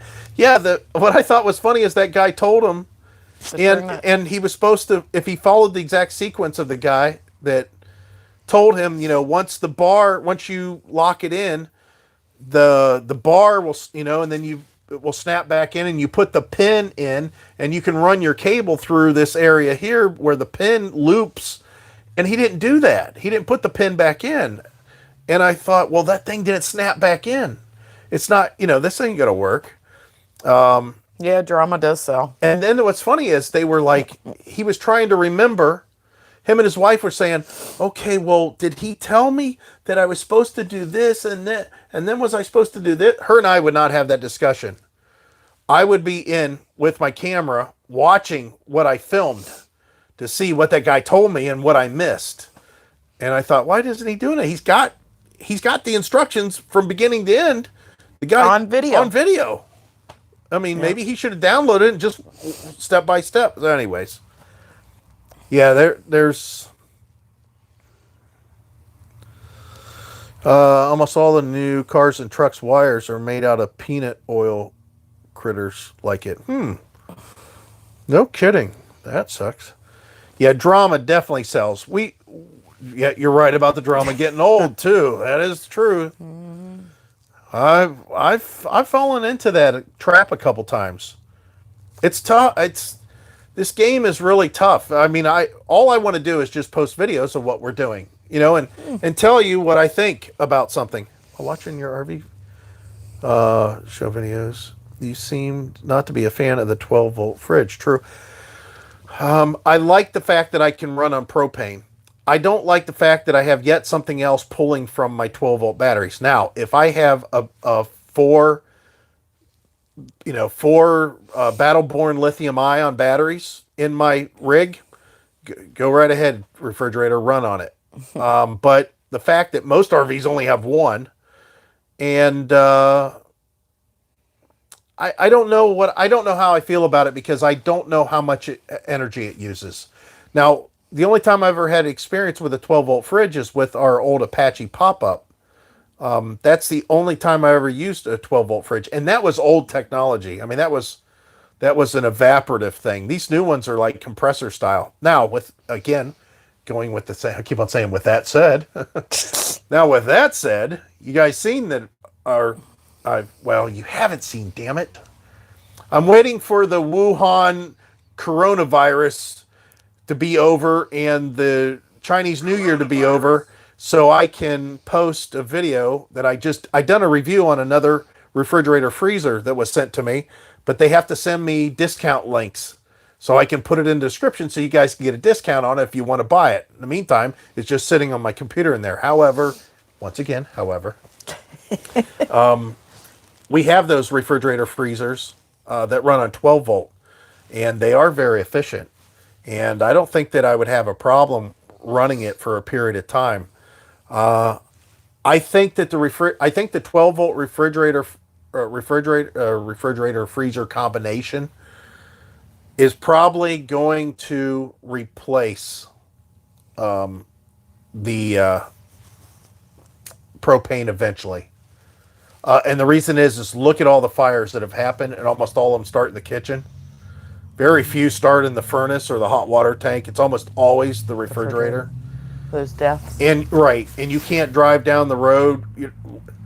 Technically, you're not supposed to drive down the road with your propane tanks on, and you should definitely not drive down the road with your refrigerator propane on because it's vented, and all the turbulence of the air going down the highway, and then the vent up top, I mean, the air's pulling that way too, is probably blowing out that pilot or the flame over and over again. Your igniter's reigniting it. It's just going back and forth. So we don't run with our 12-volt or with our propane on our refrigerator when we're traveling. The fact that your vehicle, like in our case, is supplying 12-volt power to the RV as we drive down the road, it would be nice if the refrigerator is got 12-volt, but and it's being topped off by the truck. Residential refrigerators are showing up in them too. Yeah. I think I think the 12-volt might be, because battery technology is moving up, and of course solar. Who just mentioned solar? Thanks, we appreciate it. Our Myrtle Beach campground reviews, we just kind of drove through, but somebody just said something about solar. That's probably a Okay, well, anyways, the fact that solar is getting pretty cheap. Somebody asked us if we're getting solar, I think, too. Oh, yeah, eventually. John did. Eventually we will. Fancy. Yeah, there's no doubt. Eventually we'll be getting solar. I don't know how much yet. I mean, we have and there's something else. I've never done a review on it because we haven't had a chance to use it. I have a 100-watt portable Renogy solar panel that has just a real inexpensive waterproof PWM controller. I think it's a PWM controller. I'm almost positive. But anyways, I have one. It's just I haven't been able to do a review on it because I haven't really got to really try it out. But yeah, I think that the reason I'm not a fan of the 12 volt is because I don't want it put inside the RV that I might be buying when I don't know anything about it. That's probably why I'm not a fan of it. I mean, it's kind of like we have a restaurant down the street that's eventually supposed to open. They have Thai food. I don't know anything about it. I'll try it, but that's just the price of a meal to find out if I like Thai food. The price of the 12-volt refrigerator, of course, is a little bit more. Now, if somebody's willing to give us a 12-volt refrigerator to replace our Dometic that's in here, I probably would do the installation and all that just to see how it would work, just to try it out. Yeah, I'd probably try it out. But the expense, the initial outlay. Now, if the RV's coming with it, again, Right. you're making a commitment saying, well, I've got to make this 12-volt work, or if I find I don't like it, a propane's $1,200, $1,300, so I've got to lay that money out to replace it and put something in I do like. Plus, you got to run the gas line to it. It'd be easier to take your propane out and put, because there's 12 volt already there. Yeah. Now, that's something that Cummins, that he had mentioned about the 7.3. The one thing I wouldn't mind having is that new 7.3, you can get like a 380 amp alternator. Yeah. Oh, my word. What kind of stuff? You could almost weld with that thing running. Direct off the alternator. Yeah, the big discussion. I can't say. Heidi won't let me talk about it. I shouldn't have said anything, but I did it kind of tease you guys. Sorry. Yeah. Yeah. Why don't you say what you want to say about it? Say Just what I to- want to say. Say what you feel comfortable saying about it. It's obviously about us going full time. That is all I'm going to say. My plans are different, way different than his, because he has to do this. And I want to do it differently, so. But anyway, it is regarding us hitting the road. And that's all I'm going to say. Well, give them No, they don't need anything else. They obviously know we're going to hit the road. yeah, but give them a percentage of it happening. 50%. I think it's 50% too. I would have said the same number. And we're talking about relatively quick. Yeah, he's the one that asked about solar. Yeah, solar. I definitely want to do it. I have a tendency to watch videos. So Mike is the one slowing down the full-time process. Not really. I would have been full-time how many years ago? Well, it's easier when you have one person. Yeah, right. Look at our son. Yeah, right. I would have been down in Florida trying to do whatever I could and telling Heidi, hey, have you got the house sold? Come on down. Have you quit your job yet? Come on down. We always pick Florida because I have relatives down there, and it's known. It doesn't mean we're going to stay down there. It just means we'll go down there just because we like to travel down there. Induction cooktops, diesel heaters, compressor fridge are standard on some Class B rigs that don't have a propane system. Well, I think there's a lot of safety issue with propane. Propane as a stored energy, batteries are getting to the point where they're almost beating it, and they can be refilled by solar panels. Where propane, it's not like you're going to carry around your own propane pumping station to refill your own propane. It's a consumable resource. So they know, because the battery technology's moving along so well because of all these electric cars that are coming out and lithium batteries, that the consumables they're gonna start moving away from them. And what I find really ironic is the very first thing, remember, almost all RVs you could get a 3-way refrigerator. Yeah. You know, it ran on household current, it ran on 12 volt, or it ran on propane. And the very first thing that they dropped was the 12 volt. And then when they came out with this new technology, all of a sudden they're reintroducing 12 volt and they're getting rid of propane. It's like, what is that about? That's kind of odd. But if you guys, these refrigerator freezers that we have, I mean, you'd have to get your hands on them and plug them in and play around with them. And you could see why. I mean, they get cold so fast. They are so quiet. They use so little energy. They run for so long on a battery. I understand why, but I need to see a full-size one in full motion. I need to see it. Yeah. See, the one thing that I would like about it is, you know, this refrigerator is kind of the weak point as far as the insulation. And we learned that when we had our old RV. Somebody had put a residential refrigerator in there, and they didn't insulate it like a residential refrigerator. They had it, excuse me, they had it all packed in with insulation, just like you know, a absorption one is, you know, that you normally have. When we took that out and I redid it and I put the correct one in there, I all of a sudden we were having problems. I noticed a difference with the air conditioning around the refrigerator. Everything was a little bit different, and it was because you have to keep that area vented, and that refrigerator should seal off. But if you're in the sun, that's a whole nother story.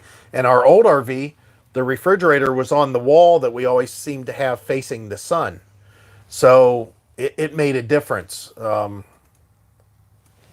you're introducing heat to cool. I mean, where the compressor, you're just compressing, although there's heat involved with that, it's completely different. And the ventilation is completely different. So, you know, you got one less vent going on, and I mean, I understand you don't have holes in the side of your wall necessarily, other than just to access your refrigerator. And it is vented a little bit, but yeah. Yes, I am a busybody. It kills me to stand. She got a hobby. Sit here. Yeah, I got me a hobby, and it's metal detecting. And so far, I like it, even though I've only been in our yard. Won't there? Go ahead. Keep on talking. Sorry. I do plan on hitting all the beaches around here, and when we go down south. Yep. The new 12 volt compressor refrigerator is not absorption. Yeah, I know, but the ones that are currently in the RVs, being that they are absorption, the ventilation that's there and how your RV's opened up and everything, I think that's probably one of the reasons that they're going away from that. I mean, like I said, you probably don't necessarily need a roof vent for a 12 volt compressor, and you definitely don't need, but just an access panel for the 12 volt refrigerator. I don't know. I guess it could still need ventilation there. Won't there be propane for cooking and heating? Not necessarily. Like somebody had said, if you get enough those induction cooktops, you know, and same with your hot water tanks. See, I like the propane for, of course, cooking, because we like natural. We love natural gas for cooking. We want natural gas over electric, even induction, or infrared, or whatever you want to, you know, there's a couple different types. We've always liked having natural gas for cooking. And as far as heating our water, I have no problem with the propane heating our water. I don't like my propane tank. I want an aluminum propane tank. I hate the one that has this anode rod. It's stupid. I can't believe how dirty it was inside there. That'll be fun at Myrtle Beach. Yep. How do you check that out? Some of my trucks been using 12 volt compressor type fridge for at least 20 years. Yep. Yeah, well, your trucks have got good big alternators and usually 24 volts worth of batteries for starting and all kinds of stuff. Thank you so much for the answers. Been a follower for years and can't wait for more. Good night, guys. Sure, absolutely. Irish Patriot 235. Oh, look, it's another Michael. You need to get with Michael Sullivan. There you go, Sully. You got Michael Irish Patriot. So we got 2 Irish Michaels on there. Oh, it's come to find out, by the way, my 23andMe, which I kind of knew already. I've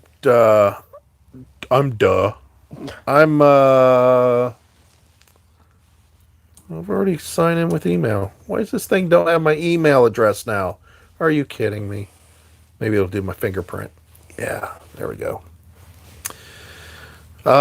Which I knew we were German, and it's on the German-French border. I am slowly coming up. I am 99.9% European.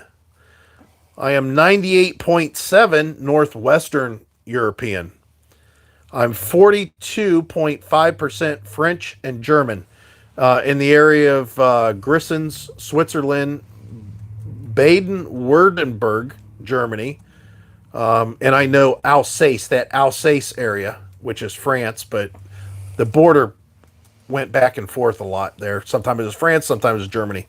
And then I'm also 41% British and Irish. Greater London, United Kingdom, County Dublin, Ireland. And then I'm 4.2% Scandinavian. So, yeah. 11% broadly Northwestern European. But, yeah, 98.7 Northwestern European. But it was kind of nice. I knew my grandmother had Irish. And so We're almost the same. What? Me and you? Yeah. Yeah, but you have more British Irish in you. Yeah. Yeah. Yeah, it was kind of fun to do that. European. I'm a poopin'. It's if you're French in the if you're French in the what was that? You're French in the kitchen, and if you're French in the bedroom, Italian in the kitchen, what are you in the bathroom? European. Yes, Brent. Another meetup. Hope we do another meetup next year since we're doing Florida this year. Yeah, well, I watched YouTube to go to sleep too. It's easy. I do YouTube and something that's mindless. I mean, whatever. Something that sometimes I don't even watch it at all. My eyes close first. Yeah, she doesn't watch TV at all. I mean, I couldn't believe it today. She actually watched one of my videos. She don't watch my videos ever. She just don't. She don't watch TV hardly at all. She definitely don't want to see me. She hears me talk all day. Actually, I don't think I talk that much during the day. Sometimes when you get home, when I get home. Yeah, because I've been sitting at home all day. Make my ears bleed. Yeah. Heidi comes home from work. She's been dealing with people all day and stuff. I've been sitting there talking to my computer, talking to the camera, talking to my car, talking to myself, talking to something that I kicked. And she comes home and it's like, ooh, a real person I can talk to. And you just see her over there going, yeah, okay, all right, yeah. I fall asleep watching YouTube. She says, someday I'm going to drop my phone and I'm going to bust my teeth out. Well, they make those, you should look, they make those halos that go behind your neck and oh my goodness, you put your phone in them and you can lay back and it holds the phone so far away from your face for you. I got sucked into an Apple TV Plus, a subscription HBO for the new Curb Your Enthusiasm season. There's very few that I watch. There's very few series that I get caught up with. But when I do, I binge watch them. Like The Ranch, I just binge watched all of them. I'm waiting really bad for The Devil. What's that called? Lucifer. Oh, yeah. I love that. I don't know why I love it, but I love that one. I can't wait till that comes out. And of course the guys from BBC, the old car show that is now something else. Oh, shoot. Grand Tour, the Grand Tour. I love watching that. Our little happy camper birdhouse. Yeah, it's actually a birdhouse. My mom bought it for us at, I think, Mark's. I don't know. I thought I seen them at Mark's. But somebody can make a lot of money if they made these. It's pretty simple. Yeah, it's little birdhouse. I'm not putting it out for a bird. We'll keep No. it in here. We used to have a bird. Well, no, that birdhouse is gone. We used to have a birdhouse in our backyard, and it was made out of. Her grandfather had left it. You know, when we moved yeah. in, we had a lot of stuff that was A frog left lived behind, and it was just made out of sticks. It was all these sticks. It was like a little log cabin, but reversed. They were twigs. Yeah. Every year there was a tree frog that lived in that thing. It was funny. This I didn't understand it. Not a real tree frog like in Florida. Not the kind with the suction cup. It was just a little frog that lived in there. I never did understand it. That was so hilarious. It was. I had pictures of that somewhere. No, I didn't see the James May thing. I like James May, but I don't know if I like him by himself. I like all three of them. I like how they play against each other and stuff. I mean, I don't know. That's just my own take on that. We got an Amazon Prime for a while, so we could just binge watch the Grand Tour, right? That's funny. We've had Amazon Prime for Long time. yeah, back when it was cheap. Remember? Well, it's kind of cheap for you again, since you get the military. Right, but remember when it was like $40, I think? It was like 40 or 50. You guys remember when Amazon Prime, there wasn't a whole bunch of Prime products, but the Prime products they did have, you would actually get them in 2 days. Yeah. Regardless of what it was, you would actually get it on 2 days. If it said Prime, it was guaranteed for 2 days. And if for some reason it didn't come, we got free stuff. They would just give us free stuff. They're like, oh, so sorry about that. I'll tell you what, let's put in another order, and we're going to send it overnight on our dime to make sure you have it there tomorrow. And when the other one comes in, don't worry about it. Just keep it. Yeah. Of course, that's gone away. But they do try to do like next day. We're starting to get next day stuff. I still think they treat you good. Yeah, I still do too. That most of the time that you're ordering stuff, you just got spoiled for the 2 days. So if they screw up, everybody wants to scream at them. Yeah. The Seaman Boat special, it was okay. It was all right. Typical. I mean, it kept me entertained the whole time. That's all that I really cared about. I think that because of us being in the U.S., of course, I would like to see them in the U.S. again. Yeah. I don't know. Just to see their take on that stuff. But the thing is, I think a lot of the appeal is of them not being in the U.S. and seeing stuff that otherwise I would not. I mean, even just the vehicles and the cars and stuff like that, we wouldn't see it. I've got more patient with age and don't need to get my orders. You haven't got any more patient. You kidding. I've seen some of your rants. You get in traffic, I bet you're on that horn. I'm kidding, Sully.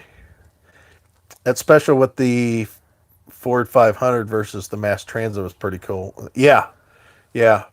That's something I do envy. I wish we had better mass transit. I mean, it's almost a joke when you hear or know, when you're aware of how well the public transportation system is overseas, and people that come here and go, what the heck?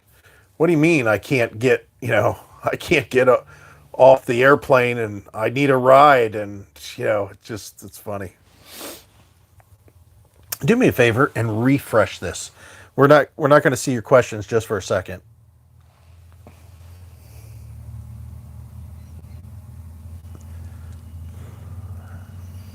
There we go. Kids kept on saying 114. Should I'm I like, play? yeah. I was thinking, how's that doing 114? Yeah. Brr. It's chilly. We like to drive. Yeah, we pretty much have to drive though. I'll tell you what. I don't necessarily like to drive. I like climbing an Uber or Lyft, telling me, hey, I need to go here. Especially, I don't have to think about parking. I don't think about get there, nothing. Like right now, he likes to drive to the destination. It's the getting home part. What do you mean? Like going home. Like right now. Because we have a home. Oh, yeah. But later on won't be. Yeah, knock on wood again. I think one of the reasons when I was younger, I used to street race a lot. I mean, this is my own theory on that. I like the speed. I liked, but more than that, I didn't find driving challenging. if you follow all the rules and the speed limits, it never seemed challenging to me. I didn't get a thrill out of it. So I did a lot of street racing, and I mean, I drove like a butthole. I had probably 2 close calls that would have been all me, and I would have been the only one injured. I had 2 really pretty close calls. But other than that, I mean, some of the stuff that I still to this, I mean, I'm not bragging about it because it was really stupid, but I was young. And if you would know some of the guys that I was, was in car clubs with me and I grew up with and had rode with me a lot. I mean, the stories they would still tell. It's like, man, I can't believe. For example, my dad had a 1986 Chevy Caprice Classic, brand new. We were the only ones in Hartville that had the third brake light on their car for, I don't know, like 3 weeks. And everybody thought it would, you have a brand new car because you have a third brake light. Back then it was called a rear deck collision avoidance lamp. But anyways, it's the third brake light. And I'm in my dad's brand new Chevy Caprice Classic. I had my future brother-in-law in the back seat, and I had my stepbrother next to me. And we were going down the state route after a hard snow. And I put that car sideways, and I slid it down the state route sideways with the wheel clocked almost all the way, almost to the bump stop to the right, and rode it for, I know, over a quarter mile, and it was probably closer to half a mile. And my brother-in-law still talks about that to this day. He's like, I've never, ever seen anybody that could drive a car like that. Well, the good thing is it's made me a really good driver. I mean, now that I don't necessarily do that crazy stuff. And I've been really blessed that I've got really good peripheral vision, and I've got really good depth perception. My reflexes are pretty quick still, even though I'm getting older, and those tools are starting to get rusty. There's no doubt about it. So, I mean, as I drive down the road, you can ask Heidi, how many times that numerous times, I'm driving down the road and I say, this guy's getting ready to cut us off. Because I seen him. I could see him coming up. You could just feel it. It's just a vibe. So I love the driving part of it. And with the camper on the back, the challenge now is trying to keep all of this safe from all the idiots are on the road. So there's a good challenge just towing. And I enjoy it. I do enjoy it. But yeah. Night Cummins camping. Adios. We're almost out of here too. Yeah, Heidi, I promised her 4 hours. No, I'm kidding. Crunch. Oh, yeah, Frank says 96 watching too. Yeah, I had to refresh it because we were stuck at like 114 watching. I'm like, there's no way. It's been like an hour. There's no way that there are many. Yeah, everybody, I'm glad that you guys checked in with us. As you guys know, with our channel, we're not well polished. We're not well edited. We're not extremely entertaining.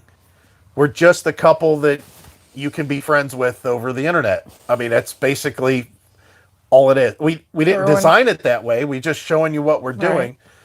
Some people talk about, oh, hey, I could, I love it whenever you show your day-to-day, what you're doing every day. Well, I don't know. I think there might be a lot less of those people than there are the people saying, hey, I want to watch when there's something to be said and something, to be covered. But yeah, we're really appreciative of everybody that watches, and we love it. I mean, we really do. It's like I just talked with, about Heidi coming home. I'm connecting to you guys when I'm on the camera. I mean, that's me, filling out my day with friends on the camera. Of course, I got to sit down and edit it and post it for you guys to see it. And there's really no feedback other than in comments. But yeah, we really do love doing it. Heidi likes doing it too. She just gets over talked by me. That's funny. Let's do that. Okay, so we got 90 some people here, right? Yeah, thanks, Herbie. I appreciate that. We got 90 some people in here. I want you to ask Heidi something that she has to explain. or talk about in some kind of detail. And he'll cut me off. No, I will not. I want to hear how she explains it. Well, I just want just try to pick a topic that you think that, oh my gosh. I don't know what that would be. This will be a good experiment. Road trip across the U.S. That would be cool. That would be cool. No problem. Yeah, next time. There'll always be a next time, I'm sure. Scott says we're regular people. We'd like to think so. Sometimes I don't know, though. Heidi, what's the reorder point for acid lead batteries at the store? So how far down do you have to get down on your batteries before you reorder? Well, she doesn't. Go ahead. You tell them your reorder process. You don't even do reorders. Yeah, unless we have a certain amount of months that it's allowed to be on the shelf before we change it to a used battery. But our computer actually reorders our batteries as we sell them. Unless... No, go ahead. Unless our inventory's off. Herbie's got one for you.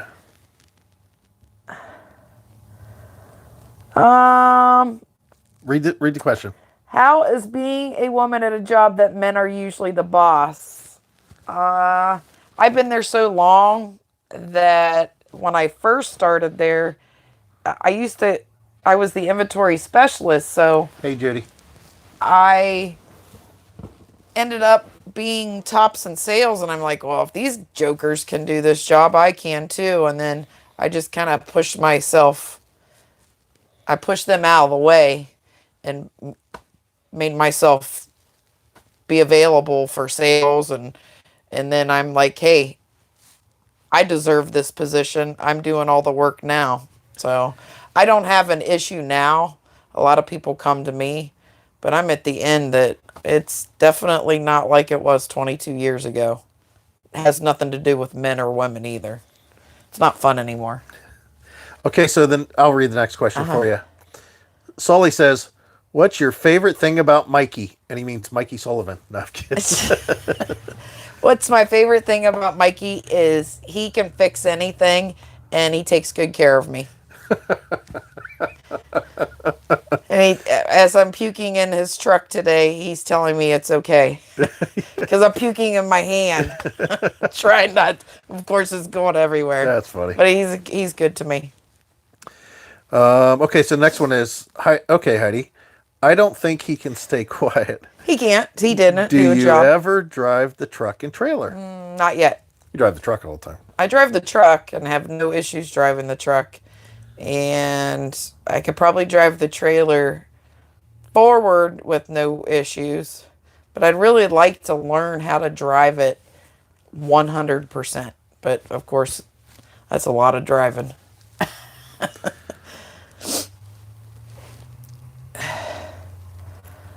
Yeah. Why were you puking? Oh, I had a colonoscopy today. So I smoked a cigarette after the colonoscopy. I got in the truck. We drove home. I had a hot flash and a sugar spell, and I started projectile vomiting water. Brenda says, how's your grandson? Oh, our grandson is awesome. He is doing very well. He just was here today. And he was just here today. They stopped by. He got the one tooth in the bottom. Yeah, I think he's getting one up on top. He's pretty quiet. He's not real verbal yet. But, man, is he on the move.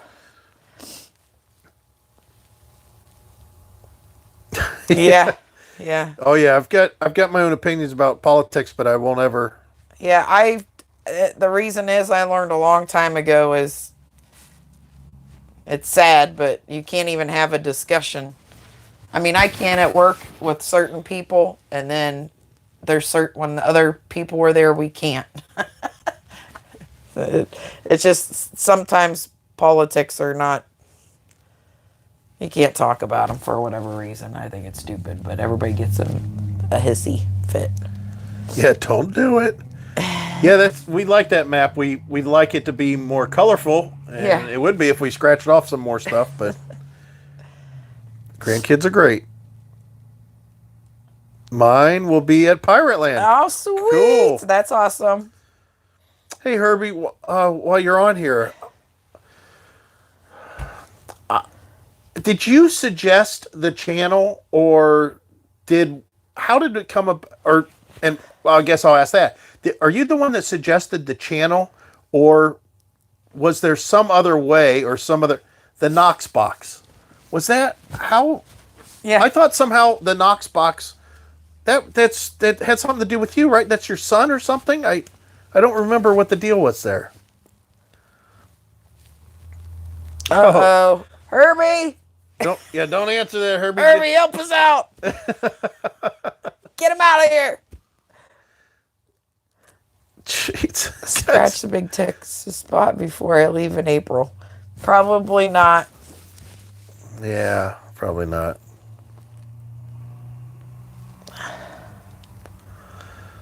He says, please. Like, you're going to give in. Oh, well, since you said please. Wait, what do you clicked on? Make sure you don't click on the wrong one. Click on that guy. Or you definitely clicked on him. Yeah. Because I don't see Oh, he got it. Oh, thank you, Herbie.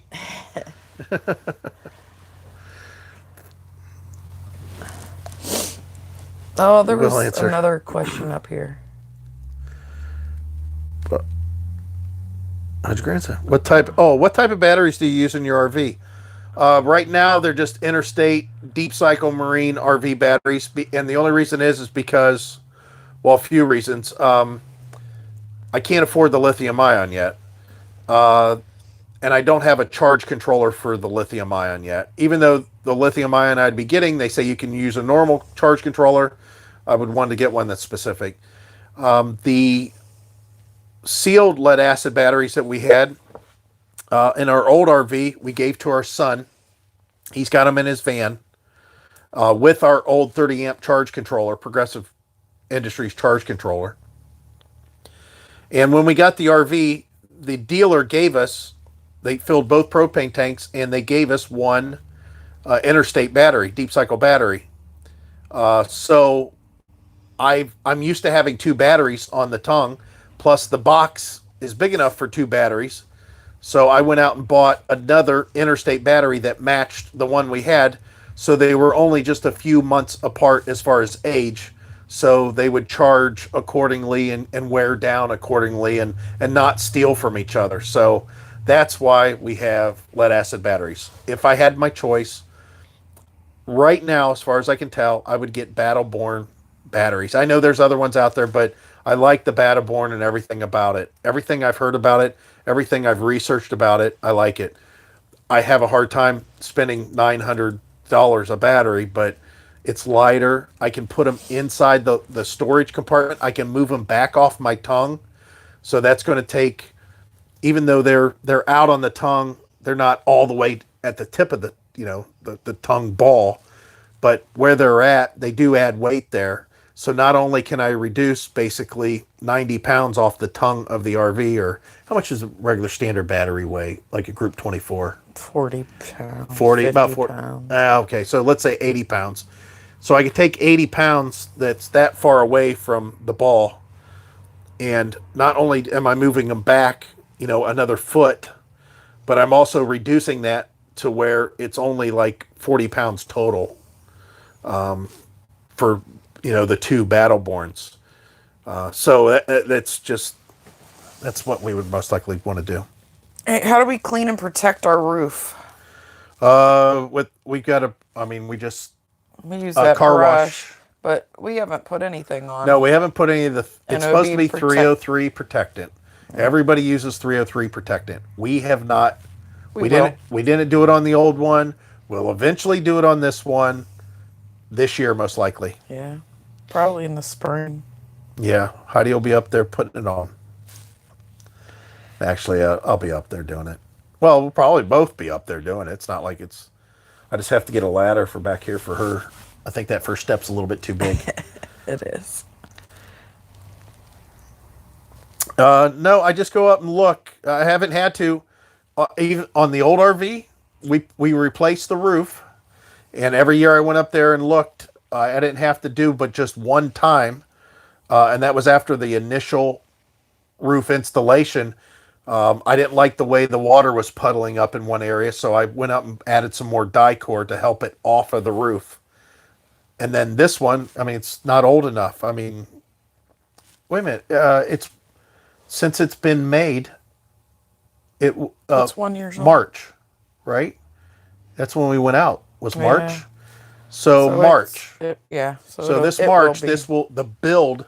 It will actually be the born date will be 1 year old in March. So the roof just so far, I've gone up there a few times when I put those soft starts. Who makes those things again? Well, anyways, I can't remember. when I put those soft starts in the air conditioners, I put a good look on it, and I didn't see anything. When we did the roof, put the RV cover on for the install, I didn't see. I just don't see anything up there that tells me I need to do it. Red Jaguar's hunting. Yeah, he's nailing it. The step extensions. My wife is down in Florida for the new grandbaby. Yeah. Step extensions work out. I guess you haven't had a chance to really use them. Oh no, we've got to drop them off and get them powder coated. They're bare metal. Maybe we'll do that tomorrow. Yeah, we do have tomorrow. There's a place that'll do it in Sebring here. It's not that far away. I guess it's not that expensive. Yeah, Easy Start. Right, that's it. Easy Start. Yeah, I was really... something I guess we'll also throw in here. FMCA, which I know Herbie's an FMCA member. We're FMCA members also. And we got an email the other day, and we went ahead and I signed up for 2 years of Passport America just to try it out. It was $74, and you get 2 years plus 7 months free. So I thought it'd be worth a try. I know what the pros and cons are on it. I researched it a lot before I decided to do it, and I understand that it's hit and miss with the campgrounds you go to, and you're still paying money, and sometimes the campgrounds suck, and sometimes they only have 30 amp, and I mean, I know there's all kinds of issues, but yeah. So we are now not only Boondocker Welcome host and guest, but we're also Good Sam members. We're FMCA members. We are Our Village members. We're going to have to write all this stuff down And in a we're, book. what was the one I just said? Oh, Passport America members. He signed up too. Yeah. He signed The up. news Good deal. on the truck cap is that it's been 7 weeks. 7 weeks, and we have not heard anything, which is fine because it was dropped off just prior to Christmas. So cancel out Christmas week and New Year's week. So we're gonna wait another week or so, I guess. I figured it was going to be 2 months because when they picked it up, it's being transported on a truck that goes to all the different shops in whatever area, and then they go back to Indiana. So just because he picked it up, it's not like he left that day and hauled ass right back to Indiana. I'm sure it took 4 days for him to get the rest of the stuff and get back to Indiana. Once they got it in Indiana, he told us that there was going to be some time that they would have to look at it and decide if they'd be fixing it or just replacing it. And he said because of the holidays, of course, Christmas and New Year's being involved there, they were going to be off some of those days. So that was going to put a dampener on how fast it's going to get done. Then once it's done, once it's all finally done, or maybe they're ordering a new one for us. Maybe they're painting it and going to ship us another one. I don't know. But once they do, it's still going to go on that truck that may take, 5 days for it to finally get here. So I thought 2 months, and I haven't called them or anything. I mean, I'm enjoying the gas mileage and the lightweight and everything else of it not being back there right now. But I did miss it the other day. I don't remember where we were going, but I did kind of miss it. And I do miss not having the the overhead storage up there. And I do miss that I can't put the stuff that I had in that overhead storage just in the bed of the truck, because if somebody wants it, they just, I mean, it is a soft cover. You just take a knife and cut it and reach in and take what you want. So, They want our stuff, they're gonna get it. yeah, they're going to get it anyways. But yeah, we'll have to see. Here's one. Do you believe the truck performs well enough to handle the grades and high elevation out west? Every state after going full. Good. Those are two good questions. Yeah. First of all, let me answer it backwards. Every state, yeah, and definitely the continental U.S. Obviously, Hawaii is out of the question. Alaska is most likely out of the question. Yeah, we want to go see every state. We definitely. I think if I had my choice to just travel, if we were just given 3 weeks to just go do whatever we wanted, I would definitely cut across. I would want to go through Missouri, down into or into Kansas. We want to go to Kansas really bad. I don't think that I would go Oklahoma or Texas right at the time being. I've been to Texas. Heidi hasn't, but I've been to Texas, being stationed down there. But I'd like to finally get to Arizona. I'd love to go to Mexico and check out their medical stuff. So that's the backwards part of the question. Now, as far as the other, does the truck have enough to handle the grades and high elevation? Yeah. I mean, you got to figure that every one of those hills that have high elevations, for the most part, you just turn on your flashers, you drop a gear, and you just kind of chug along, whatever it is. And I mean, this truck, you got to figure those grades. This is the one thing that people. I mean, I understand your question. Your question is, do I think that I could comfortably travel at highway normal speed and feel good about going through all the high grades and mountains and everything out west?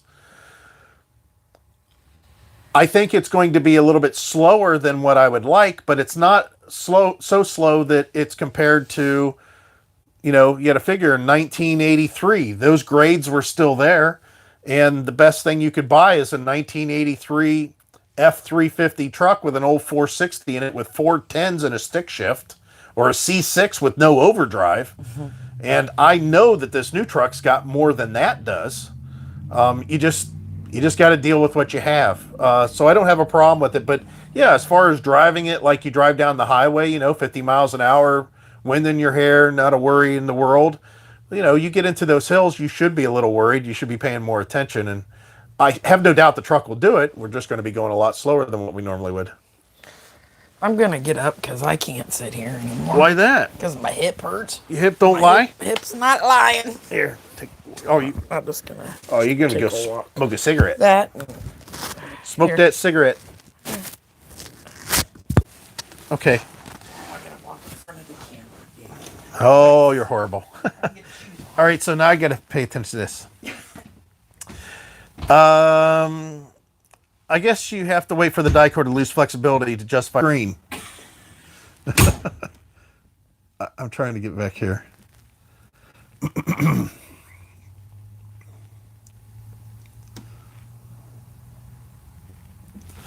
I know everybody's going to be leaving out. Oh, shit, the woman left. I'm out of here. Oh, you're sitting here talking to a guy. I guess you have to wait for the die cord to lose flexibility. Justified bracing. Yeah, it's definitely, if you start seeing cracks or it starts separating, shrinking, all that stuff. And so far, it's no big deal. Yeah, and again, the truck I think will do fine.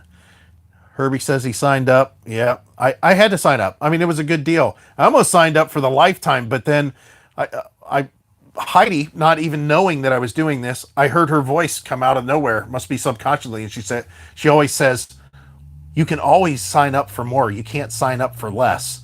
So I went ahead and backed off. And I got just that 2-year deal, which was a good sale. Merle, how's your son making out his travels? Great. He's down, the video that I posted today, prior to this live thing, kind of covered it a little bit. He had a little bit of problem with his van. He thinks he's got it fixed, figured out. He's getting better gas mileage than he thought. He's got money in his pocket. He's made money down there. He's got his income tax return, so he's got even more money in his pocket. And yeah, plus he applied for a job, and he said that the first, that he had asked them if he could work the job in his van, being in his van. And they said, yeah, absolutely. So he's kind of excited about that. I don't know what it is. He just said he applied for one. But it's temporary just for him to pal around down there. So yeah, he's loving it. Of course, the weather down there, how could complain about that? Just picked up my America the Beautiful access card today. Yeah, that's something that'll be nice. I have to eventually, I guess, get into that also. I hate using the pad on the. I always have a wireless mouse. I guess the campgrounds, you have to take what you can in popular destinations like hotels a lot of the time. Yes, I agree. That it is funny. Like I watched a video the other day and they were complaining about one of the park system things. I think it might have been Thousand Trails. And they talked about some of these parks you can only get 30 amp service. And I'm thinking, I don't care what kind of rig you have. Everybody, and I'll tell this, but everybody here can get away with 30 amp service. Everyone. There's no doubt about it. You just don't run all your crap at the same time. You just use your brain. If your air conditioner's on and you get ready to run your microwave, just turn off the air conditioner. You might even be able to get away with running the microwave and the air conditioner, but just turn it off. If you're running your hot water tank on the heating element, turn it off before you turn on the air in the micro. I mean, just be smart about it. You don't need but 30 amp service. Now, with that said, you could probably even get away with 15 amp service as long as you don't need to run your air conditioner. I mean, the air conditioner is going to kill that. But you just live with what you got. Oh, that's a good one to have also. America the Beautiful access. Is that all the national parks? Is that what that one is? I'm pretty sure that's what it is. I maybe I'm wrong. What model is your trailer again, please? Would you buy again? Any news about your camper topper? No, we just talked about the camper topper. That we don't expect to hear anything back from them for another. Again, I think 2 to 3 weeks before I even really have a concern. As far as the trailer, we're a 2020 Rockwood 2604 WS. The only way you can get this model is buying one that's dealer stock or one that's used. They changed it. It is now a 2604 SW. They reversed the letters and they changed the layout. You no longer have to move the rocking chairs in the back to put the slide in. However, you don't get a pass-through bathroom and you lose some storage in the bathroom. And the bathroom's off to one side. The dinette is where I'm sitting and the couch is where the dinette is. The kitchen is identical. The refrigerator's identical. Other than that, the RV's essentially the same. It's the same weight, same length, same height. So we have a 2604 WS, and the way to remember that is wardrobe slide. And then the new one is a 2604 SW. It has a wardrobe slide, but for some reason they call it an SW. They took the slide and they moved it forward. It's moved forward in the RV. So the slide, I think, is about right here, if I'm not mistaken. Instead of being here, it starts here and then that way. And of course, because it's taken up so much that way, the bathroom no longer is a walk-through, pass-through with linen storage behind the toilet. It's all on one side, and there's like a hallway there. It looks like I wanted to see one real bad. I tried to see one up at the Cleveland RV show, but there was none to be had, so. They need to mount it on the exact vehicle you have to properly check it, I'd say. Yes. That is true.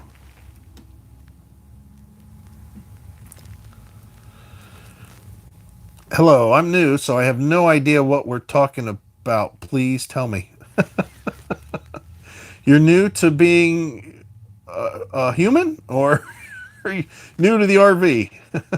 Or are you just new to this chat? We're talking about RVs and everything that's going on with us. Just my opinion. I don't care for solar. I'd be just fine with a generator. Yeah, I would, if I wasn't planning on trying to go out west and boondock, yeah, I would stick with the generator. I mean, I have the generator. Hell, I did a video that I said that I don't think that the nice thing about generators is, like I said in that video years ago, was that every RV is equipped when you buy it to run on a generator. Every single one of them. You just have to buy the generator that matches it. So yeah, that's a good it's a good option. The thing is with solar, once you get past the expense of buying the stuff, you no longer have to worry about, oh my God, I'm running out of gas, or, oh, here comes the neighbors and I don't know, looks like they're not going to like the noise of my generator, or, you pull into an area and it's all packed full of people and you're like, shit, I don't want to be running my generator. But I mean, as far as out in the middle of nowhere, even in the desert where there's plenty of sun to charge solar, yeah, generators for sure.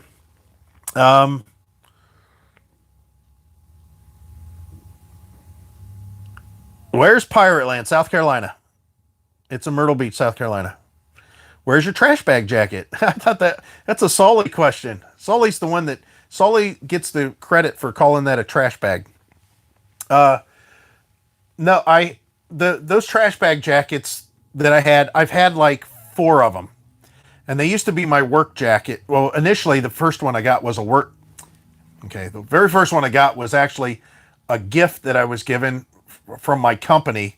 It was, I don't even remember why, but some kind of performance thing. And I got it and embroidered with my name and something like that. It was a gift. And it was from Cintas, Cintas. I don't know if they're nationwide, but in this area, Cintas is a uniform company. And they do the roll-up rugs for a lot of businesses. So when you go in and you see those, red runners or whatever, they do all that stuff. So the Cintas company makes that jacket, and I loved it. I loved the size. I loved the fit. I loved how much it didn't keep me too hot. It didn't keep me too cold. It was just perfect. So whenever that one wore out, I bought a new one. It was like $47. I couldn't believe how expensive it was. So I wore that one until it got stained and ripped and dirty. Of course, I quit wearing that. And then I got another one.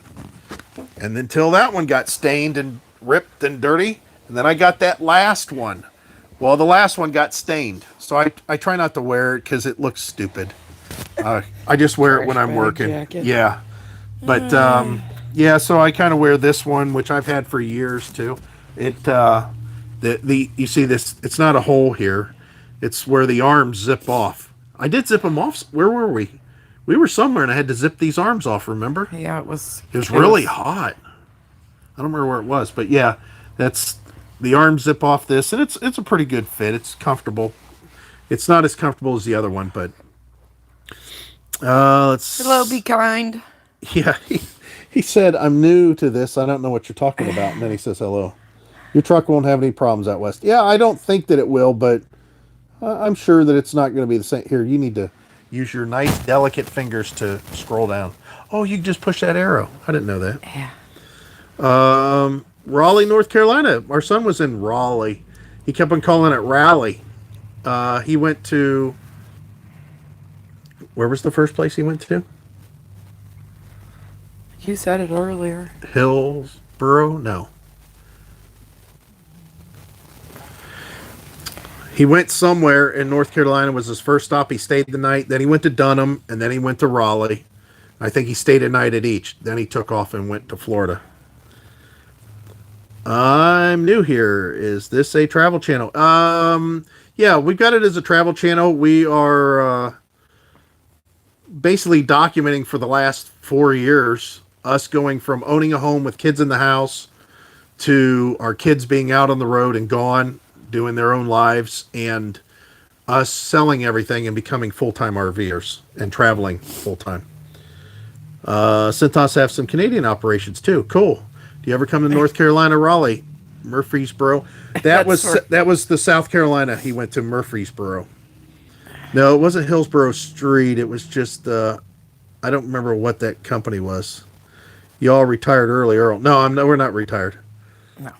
It just so happens I can make money online, which is a freaky thing. I have two Champion generators I run in parallel to run a 50 amp breaker box. That runs my entire. Yeah. Yep. Champion's a good one. I like that. Hi, Spencer and Gina. 88 Ford Jenna? for life. Dang, 2 hours already. We just joined Spencer. Murfreesboro. Yeah, he went to Murfreesboro, South Carolina, like the after he left North Carolina. He stopped there. I don't know how long. So Michael Spack. I had an 86 F350 Cruise 460 370 C6. That was absolutely POS pulling my trailer. I liked specs, however, in the 2020 7.3. Present I have extended cab 6-liter. I think all these new ones are pretty good overall. I mean, they're. I'll tell you until that my old 97 F250 HD 460 that I did all that work to. Banks, stainless exhaust. It was a gas engine, but Banks, stainless headers. Got rid of the catalytic converter and the air pump. Flowmaster system, bigger tanks, better fuel pumps, bigger injectors, 61 millimeter twin throttle body for BBK, K&N, MSD ignition, all that stuff. A 4-core radiator, severe duty fan clutch. Got rid of the factory oil cooler, liquid to liquid oil cooler, and got a air to liquid oil cooler. Just tons of modifications to it. And that thing was amazing. It was an amazing truck. Then we bought that 2019 F250 that we have, and her and I went out and drag rate. Our new truck just walked all over it. And I could tell pulling the trailer, the old trailer that truck pulled, that the new truck's it really took off with it.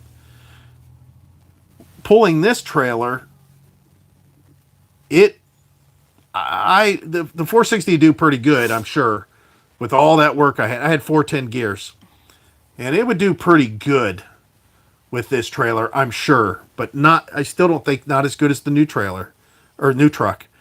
So all these new trucks are really good. They've really stepped up. This stopped. It looks like it stopped, doesn't it? I think everybody's getting tired. Yeah, getting tired of me talking. Let's refresh it, make sure.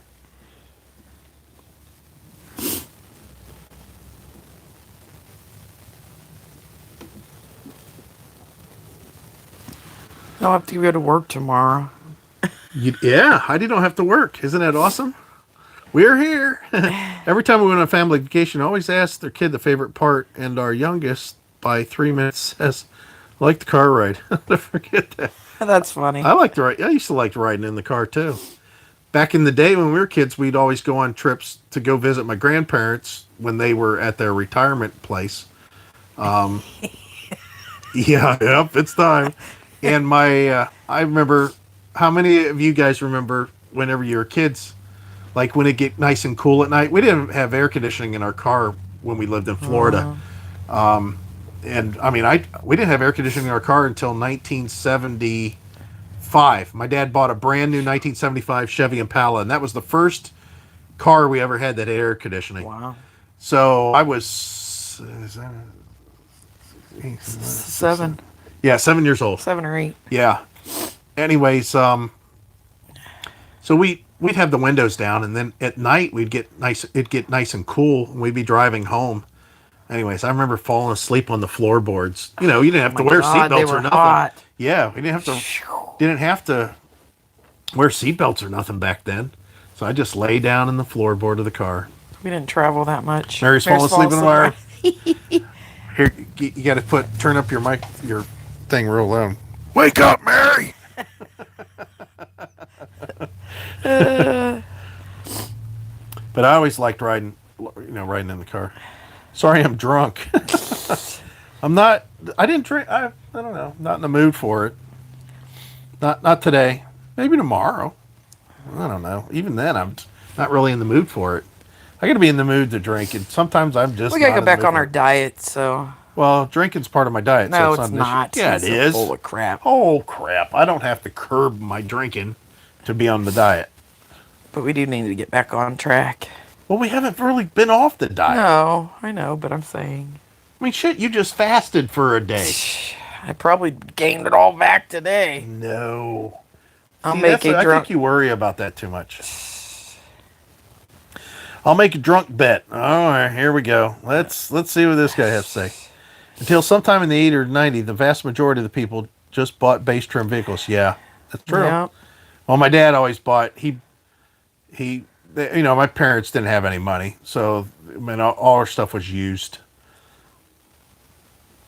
So he couldn't even afford a new car. That was his first new car. So if I was about 8 years old then that means my parents were like 28, 29 years old. Oh, Red. Let's see. My 2018 F-250 Max tow package pulls my 30 White Hawk driver, no problem. I do have weight distribution, but no sway control, and my trailer stays straight as an arrow. Yosi, I'm not a firm believer of doing that if you're driving lots of miles, especially with no sway control. But I mean, it's just whatever you feel comfortable with. I would never do it. If you get into a heavier vehicle and you tow with it just once, you'll just go, oh, now I see what everybody's talking about. It's so much easier. It's nicer. It's just more comfortable. Greg says the camera keeps focusing or something. Yeah, it's because Heidi's got it. I'll touch the screen over here, but I don't think it'll make a difference. We'll make it focus on Heidi real quick. Dink. I still don't think that'll make a difference, though. No. Yeah, the problem with the problem, as I mentioned earlier about the F-150s or any of the half tons, as far as that's concerned, it's just a matter of your weights are you're running so close to what the weight is, and the brakes are, I don't know. It's an F-150 is for somebody who wants a big vehicle that they can drive every day, and they may tow or haul occasionally. That's what the F-150 is for, unless you're towing or hauling something relatively small. Yeah.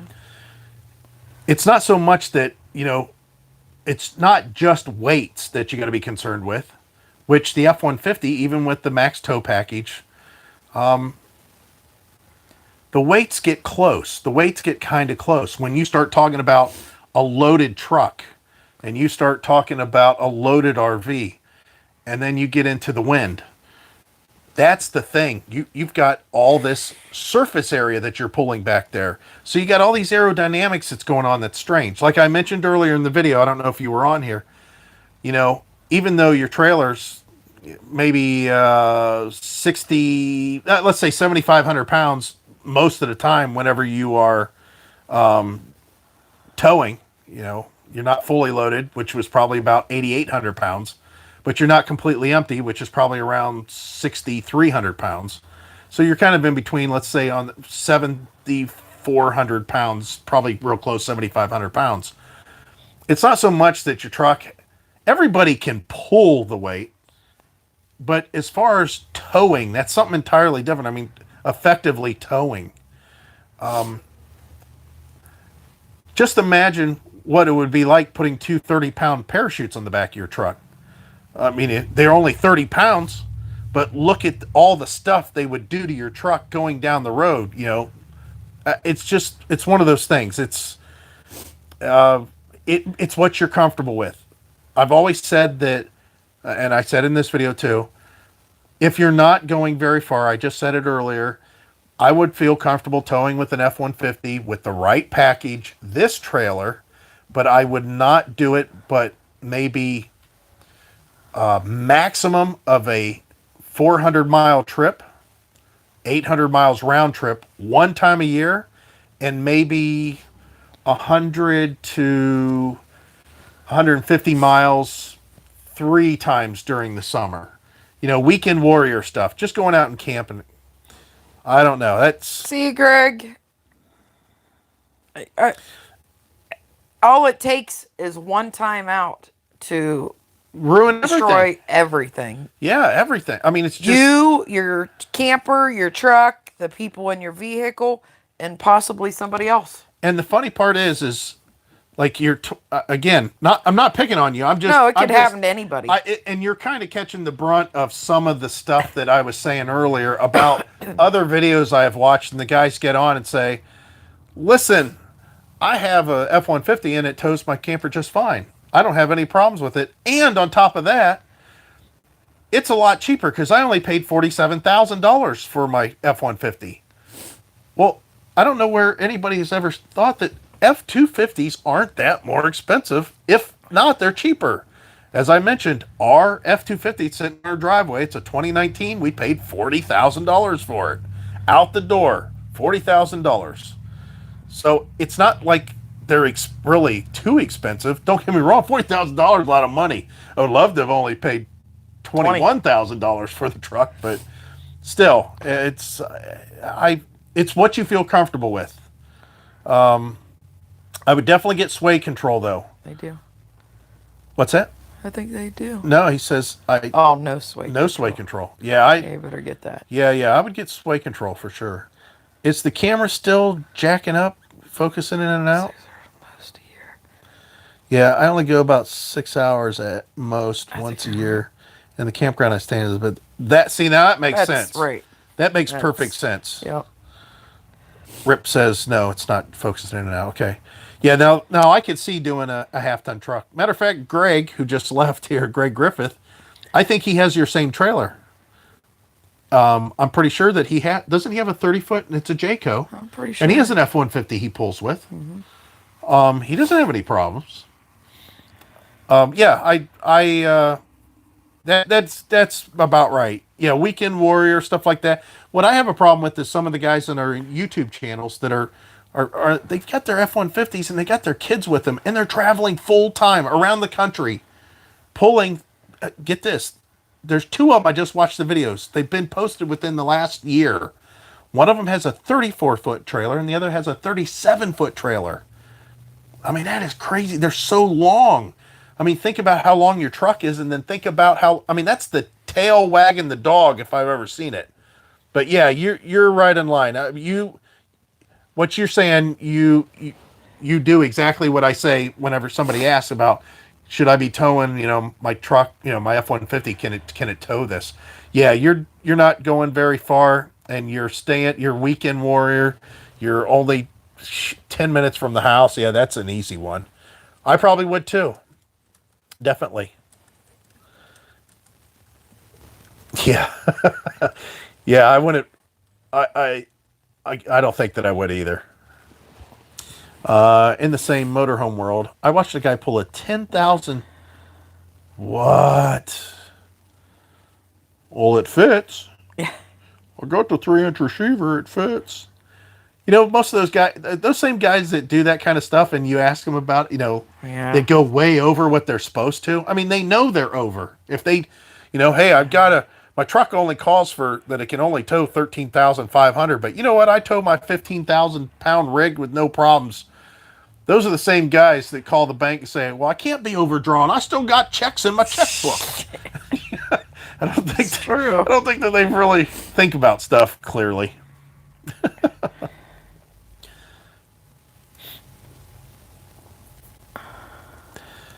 All right, it's starting to slow down. How can I send a photo of my old truck when it broke in half? Oh, you broke in half. That's awesome. Oh, you sent him an email. Yeah, he can send. Oh, that's cool. He can send it to our email. You got a dish satellite for your travel trailer? No. We're Looking not at different gonna get ways running the roof, the living space. Thoughts in a good way. We like to watch TV, but I don't, and I know there's a lot of people who do. Don't get offended, guys. This is just my own personal preference. Outside that door is all the scenery and views I want to see. Now, granted, if you get stuck inside in the rain and that, don't get me wrong.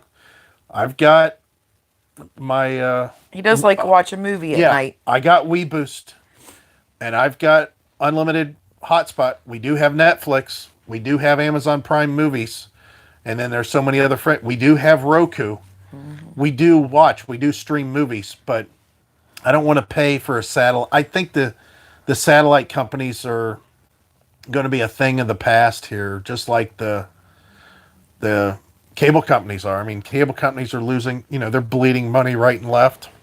Hey, Mark's Adventure. But there's a lot of people that, hey, Marcus is here. I think that Red says that Dish isn't hard to run. Right. I do believe I've seen a lot of Dish Network now. Yeah. And I know we had, how long, I'll tell you how long ago it was. We had DirecTV for how many years? About 10 years? About 10 years. When I bought DirecTV, they didn't come out and install it. You didn't call them up and they sent it to you in the mail. You had to go to a retailer and you had to have them. Big Easy. You had to have them piece together what you needed, and then you came home and installed the crap. So I went and bought my dish. I bought my receivers, and I'm in there, and they're trying to talk me into a bigger receiver. I'm like, no, this is for the kids' room. You had to have a receiver for each room, and then I had to come home, and it was still expensive, and I had to put it all out, run all the cable and everything.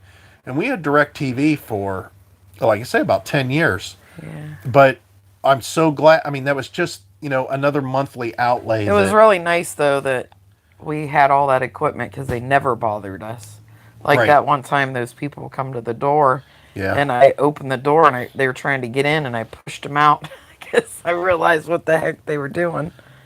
Big Peter. Dish blows, so does DirecTV. I don't know. Everybody's got their own preference there. Jeff Elroth, just buy one of our motor coaches. You'll have your RV and you can still pull a car or trailer. Nah, I don't know. Not yet. Yeah, I mean, motorhomes, we maybe. One day. Keep missing these live chats. No problem. Love the advertising. Get high-speed internet. Everything I watch is online. Same. That's what we have. Like I said, we got a Wii Boost and unlimited hotspot for our phones and Roku's, and yeah, we do that all the time. Satellite communication is still alive in small town Canada. We're off of yes, yeah, absolutely, yeah. The satellite, of course, satellite TVs. You're always going to be able to most likely get to a satellite unless you're in some kind of really heavy foliage, or in a valley or something that a mountain's blocking your direct line of sight. But yeah, the DirecTV, like I said, it's just the outlay, the monthly outlay. I mean, some of those we basically pay like $20 a month. Is that even that much for the Netflix and the Amazon Prime's part? It's so $10 a month. Yeah.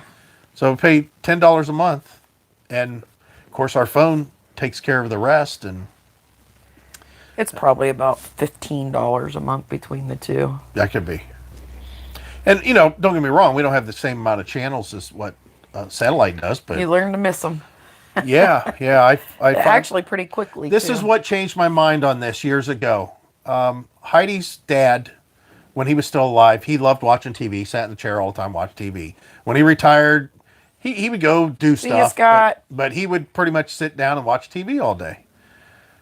And they must have been paying like $200 a month for all the channel packages that he had. He had all these premium channels and that.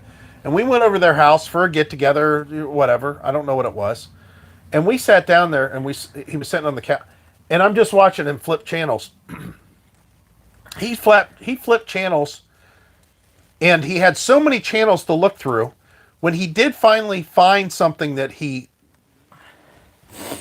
compromised on and said, well, I guess I'll watch this, he was already like 11 minutes into the show.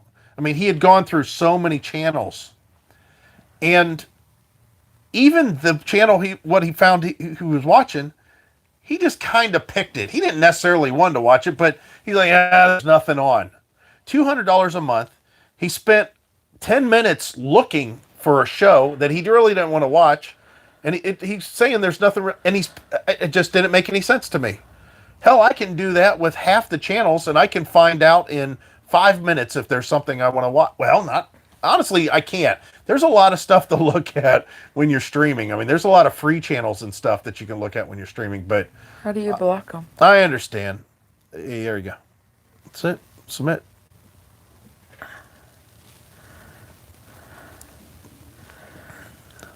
Okay, you missed a bunch. You had to go back up. Okay. Sorry. It's moving awful fast. Yeah, it is now. moving fast. Not allowed to. Not allowed to, Marks. Why do I keep on saying Marks? Oh, because I'm reading Marks. Right. Travel. My in-laws just switched to Comcast for 23 years. I know I have to pay $40 a month. Yeah, That's not too bad. I mean, we were doing what? No, he isn't. Oh yeah, I'm not allowed. Eating alone. That Yes, last we one. camped at Put in the Bay. Not. Yes. Yeah, we camped actually in Put-in Bay. Or at Put-in Bay, The state park. the state park. We did it in a tent because we didn't want to take, at the time we had a pop-up, and we didn't want to pay for our pop-up to go the ferry over also. So we did it in a tent. The best place to camp up there if you want to save a little bit of money is East Harbor, and then you can drive over. Well, you can drive over to Put-in Bay. It all depends how you want to do it. You can drive to Put-in Bay. There's really, I don't know, to have your vehicle and pay for your vehicle to go over. It's better just to park your vehicle on the mainland, ride the ferry over, walk up the ramp, and rent a golf cart. Yeah. And just because everybody the gets day around in there. golf carts. Yeah, it's a lot of fun. That Put-in Bay it's an adult kind of drinking. If you go up there when they have some events, it's a lot of fun. We went up there during the Pirate Festival. It was nice. I just drug my 40-foot fifth wheel to Alabama 8 hours. Drive a F-350 dually with 6.4. Cool. Thunderbirds here. We got some people wandering in. Got some late stragglers today. That's awesome.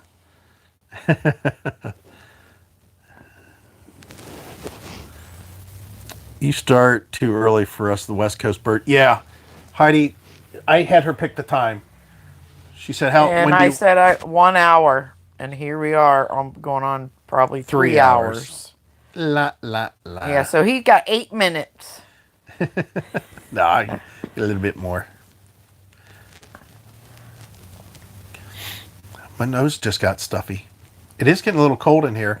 You guys have been with us this whole time. We shut off the front. Let's see what temperature is outside.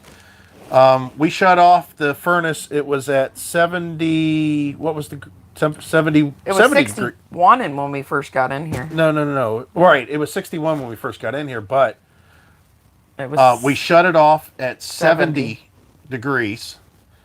And, of course, the temperature is dropping outside. It is currently 30 outside. Marcus, we started at 7. Yeah, it's currently 30 degrees outside. We shut off the furnace when it was 70 degrees. We've been talking all this time, and it is now 57 degrees. So that's not too bad of a drop. Merle has a question. Oh, how are you liking your Pro Pride hitch? I love it because of the ease of. It's a tough one to say. I love it because it's really easy to hook up.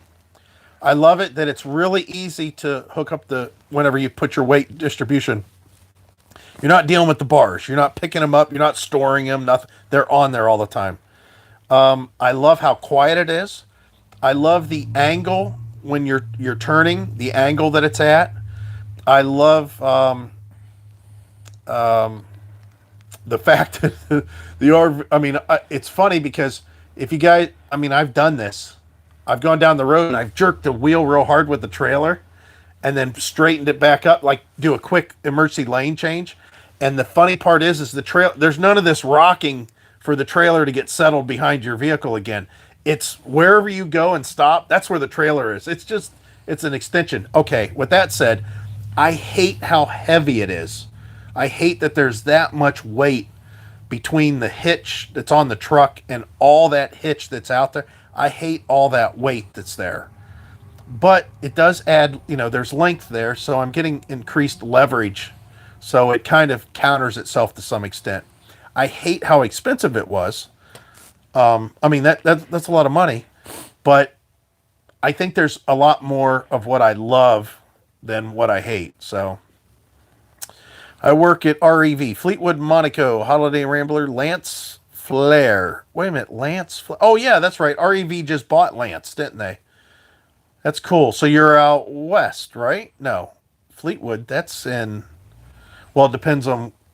Oh, you're in Indiana at REV, right? REV's in Indiana? I'm pretty sure. And then that's your... Those are your brands. We had a Fleetwood. Our old 92 Terry camper was a Fleetwood. Yep.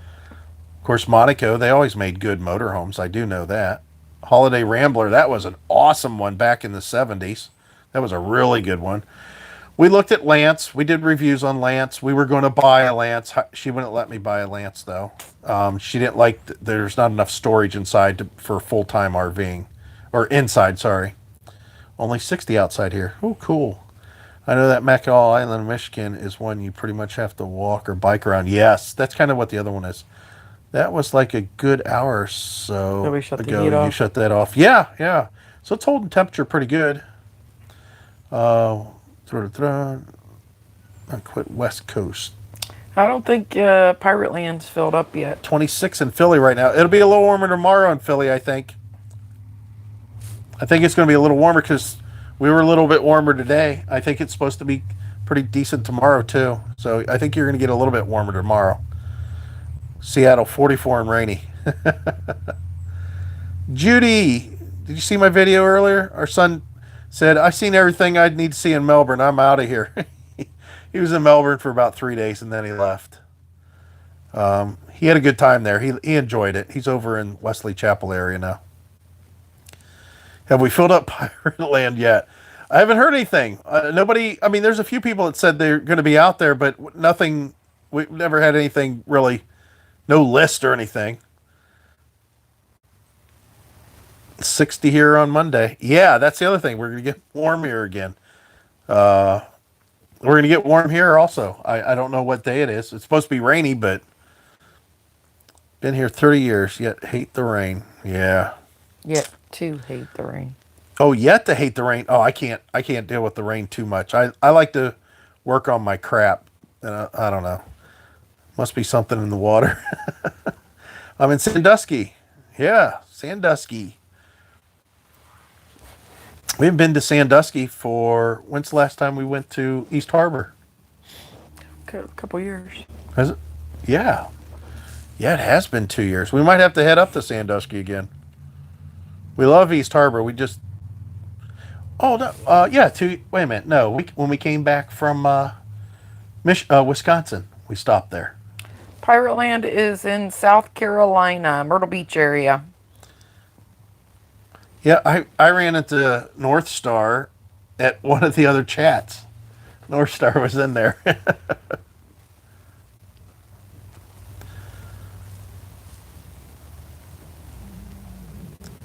Yeah, everybody that just to let you know, the sign that's on the thing, it's because we always forget to mention it.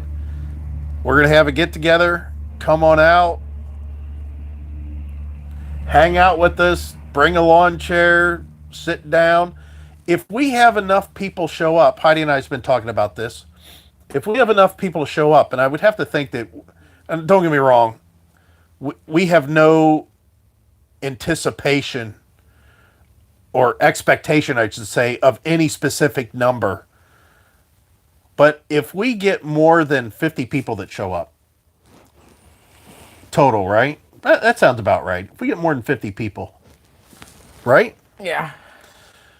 If we get more than 50 people that show up at the campground On a certain day. on a certain day. See, that's the thing. We're trying to find out how many people plan on coming and what days they're going to be there. And if we find that there's any one day that there's going to be like a whole bunch of people coming, we'll try to get some sort of something more organized there of some extent. I don't know what.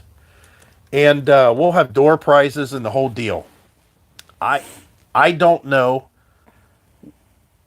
if that's going to happen. I mean, I guess we could try to pick a specific day, but it would have to be, The weekend we got there. yeah, it'd have to be, it would have to, there'd have to be enough, but it'd have to have enough communication from people saying, yes, we're definitely going to be there. Right. And these are the days we're going to be there. And if I get enough people that it looks like that there's a whole bunch of them that's going to be there for one specific day, or maybe 3 days, that the other, 2 days, they could also accommodate that one day, then maybe we'll have something a little bit more organized. California.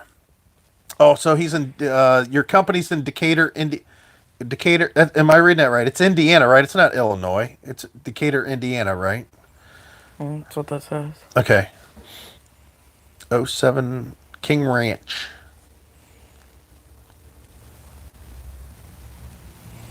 And we have never camped up in Michigan yet. Texas. Well, we got Washington. Look at this. Washington, California, Texas. Okay, I sent you the photo of the truck after I took my big tires off. It was total out by the insurance company, and they came and got it. Oh, how do you have to pull that picture up for us?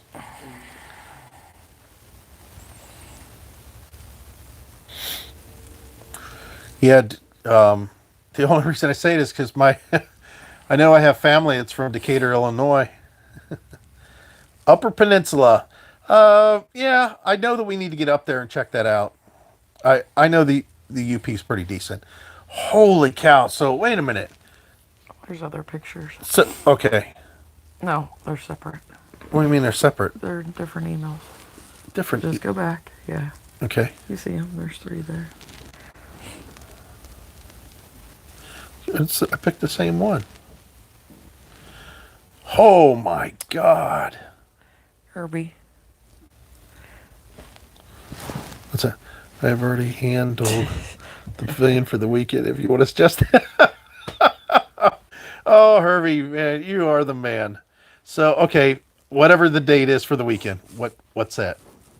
Well, we get there on what, Friday? Oh, if I know. I don't remember. The 10th is Frank, your truck looks jacked up. Was that from rust? I mean, I see rust in your fenders, and I see there's some rust coming through you, like your gas cap filler and that. Was your frame rusted there? I know that they rust there on the older trucks. Like we had an 88 F-150 here with a 6-cylinder, and the rust on the frame was right in that same spot. Oh, he says show it. Here, let me see. I don't know if I can show you this. No. I can tell you if it's good or not.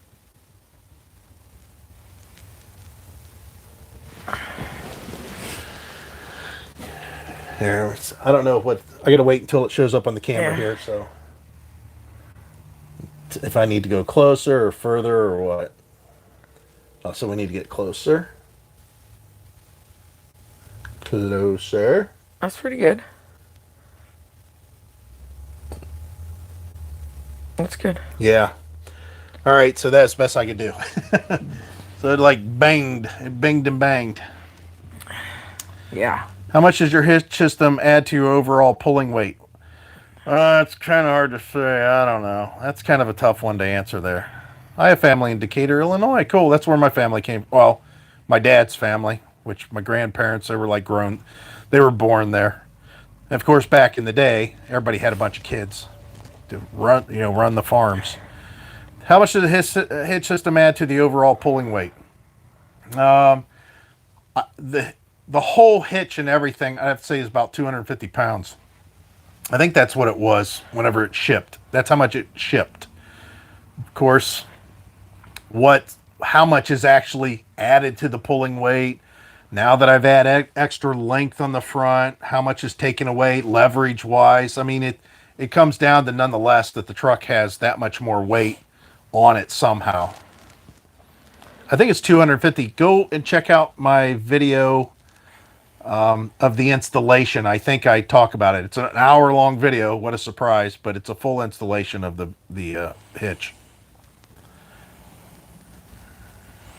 Not far from Decatur, Illinois. Well, there's Lebos there. Any of them that Lebo? That's the last name. Any of them, Lebo. That's all. That's all my family. I did that to be fair to the other campers there. Yes, I agree. I agree, Herbie. Yeah, there's going to be at some point. I think if we had a lot of people, we'd be all. I don't know how many people we cram into a site, and there's going to be a lot of people that maybe not wanting to come in and camp. Maybe they just want to stop and hang out. Uncle has an F-150 with way more rust on the bedside. Oh yeah. Oh. Hello from Tennessee. First time joining your live. Cool. Awesome. Welcome. Welcome from Tennessee. At Simple Life, Big Adventure. And Mark's Venture. I think that I have a hard time with knowing that it's Marcus. and if you think about it, it's not. It could be, instead of Mark's Adventure, it could be Mark S. Adventure. I mean, right? It could be. So I try to, knowing that his name's Marcus, I'm trying to say it and read Mark's Adventure. He says, Yeah. I mean, if it was a big S, it would be Mark S. Adventure. Marcus, yeah. Mark S. Adventure. Yeah. Yeah, that's funny. So I have a hard time. So I wanted to call him Mark. But, I don't know. That is funny.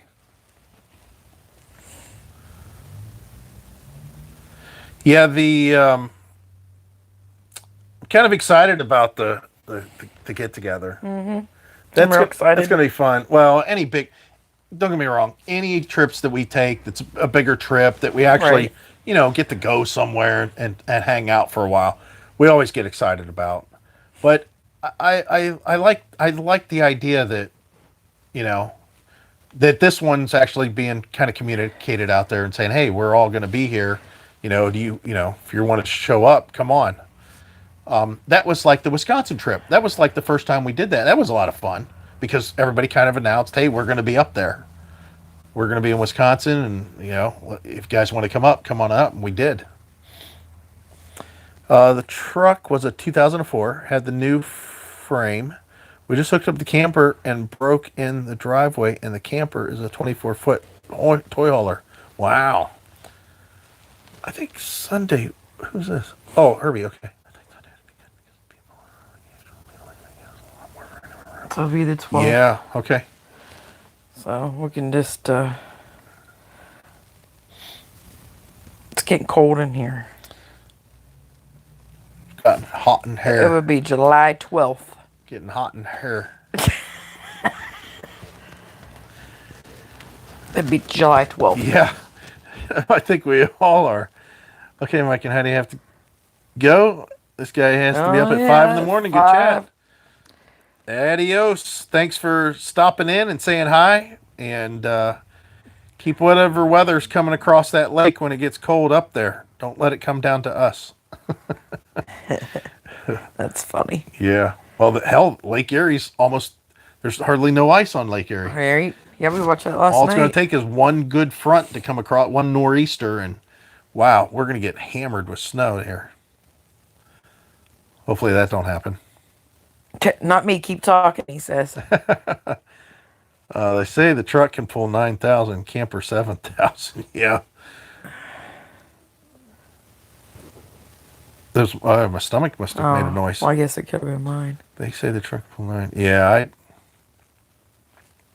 He said that some of those years, I don't know. I don't know. You don't never know. God, I can't believe it, though. Yeah. That thing was bent.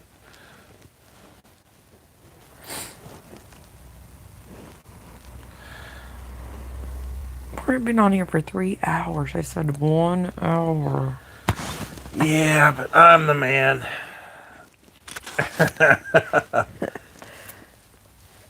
Honey, Mike, what's the latest go full-time date for you guys? Latest? That's a good question. What's the latest? We said 2 years. Not that long ago, and I still think that's it. So, 2 years from March. This March. So 2 years from this March. That would be the latest. I'm out. Have to work tomorrow. Keep talking, Mike. Heidi's ready to call at night. LOL. Yeah. No problem. That's crazy that the truck broke. It's still funny. I mean, wouldn't be funny, but... Good thing it was in his driveway. Imagine driving down the road. I'll tell you something like that happened to me. Text the number. Oh, yeah. I'll tell you something that happened to me that I got real lucky with the old F-150. I pulled in the driveway. It was a rusty old truck, but I took care of it. I mean, I did a lot of work on it to keep up with all the rust and stuff. I had to replace the coil springs. I mean, I replaced bushings, the leaf spring hangers, stuff like that. And I pulled in the driveway, and just as the end of our driveway is kind of rough. It's really bumpy. And when I turned to the driveway, the truck made a snap sound of some kind. Like, I don't know. It sounded like somebody took a big rock and threw it at my muffler. And it just went ching. And I pulled in the driveway and looked, and my lower control arm had snapped. It twisted and snapped, and it was hanging together still. But, oh, man. It's going to take a year for you to get that garbage cleaned out. Nah. It could be done in a day. Yeah, rent a dumpster. Drop a dumpster off. It could still be done in a day, even if you didn't. Yeah. I mean, there's really, it this looks. Yeah, it's not You'd really. actually have to go in there. There's a lot of stuff that's, not a lot of stuff, but some stuff's coming with us. But also, there's a lot of little stuff in there that, Yeah. I mean, Believe it or not, it's really not that disastrous in there. It looks it, and I hate it. I hate the way. But what's on the table? I mean, I kind of got a couple little piles there that I need to straighten out, and everything's, there's boxes in there that are empty boxes because we didn't know what we were gonna need to ship or haul or anything like that. And there was some of our son's stuff in there, but I don't know. Everything's kind of. it's not. The workbench it has just always looks been. messy. That workbench has been messy for years. Yeah. It's not that bad. Yeah, Toyota's did have a reputation of frames rusting. I remember a customer that was buying some of those so he could go to Toyota, and Toyota was giving him money, which is crap. That's like buying somebody else's problem, and he was cashing out on it. Yeah, people do. Well, look at us. Now, in our case, we didn't do it on purpose, but Oh, that refrigerator. that refrigerator, yeah. We bought a used refrigerator off of Craigslist, was excited to get it, and I came home and called the manufacturer because as soon as I got online, I was looking for a manual, and when I typed it in, it said recall. So I called the manufacturer, and they said, yeah, it's recalled. And anyways, long story short on this one for sure, because I've told that story before, we got a new refrigerator. So I paid $300, I think it was, for the refrigerator. I don't think. Oh, $250? It's something like that. Yeah. I don't think it was over 300. But anyways, $275. I think it was $275 because I was thinking about offering the guy $250, and then I seen the refrigerator. Yeah. So anyways, and we got a $1,200 refrigerator. Yeah. And then they installed it, which I didn't need it installed, but they wanted to install it. Okay, I think for sure we definitely got to stop this. Because, first of all, it's 55 degrees. What time is it exactly? 10. 10 o'clock? That's not so bad. 13. We can go in and watch some late night something. Actually, might have a little snack before we go to bed. And, man, this is fun. I'm glad we did this. Yeah. Because you got tomorrow off. That's going to be fun. Maybe we get up and go have breakfast. Then again, maybe not. All right, guys. Definitely going to close this out. Finally. We're glad everybody's been hanging with us all this time. With the previous Terry trailer itself, you bought someone else's problem. Well, we knew that. Yeah. If you're talking about us, then we definitely. That's why we only got it for $2,000. Yeah. And with the investment and everything that we had with it, we camped in it how many years? Took it off. The camper with all the, you got to look at it this way, with all the camper, there's always a silver lining to that stuff. We bought the camper knowing it needed work. We got a good price because we knew it needed work, but we knew it was a good platform. we did all the work on it ourselves. Not only that, but we documented it. Our channel grew because of it. We got Yep. a lot more subscribers because of it, because we got to show a lot more repairs. And Yep. then we got to do different stages of restoration. And when we sold it, we got plenty of money out of it. Yep. I mean, we got, I don't remember, it was $6,000, right? Yeah. And I mean, it sold right away. So, But anyway, as always, we hope to see you out there. Yep. Bye. Bye. I gotta go up here and stop this mess. Oh my. Old bones. See you guys. Was you cracking?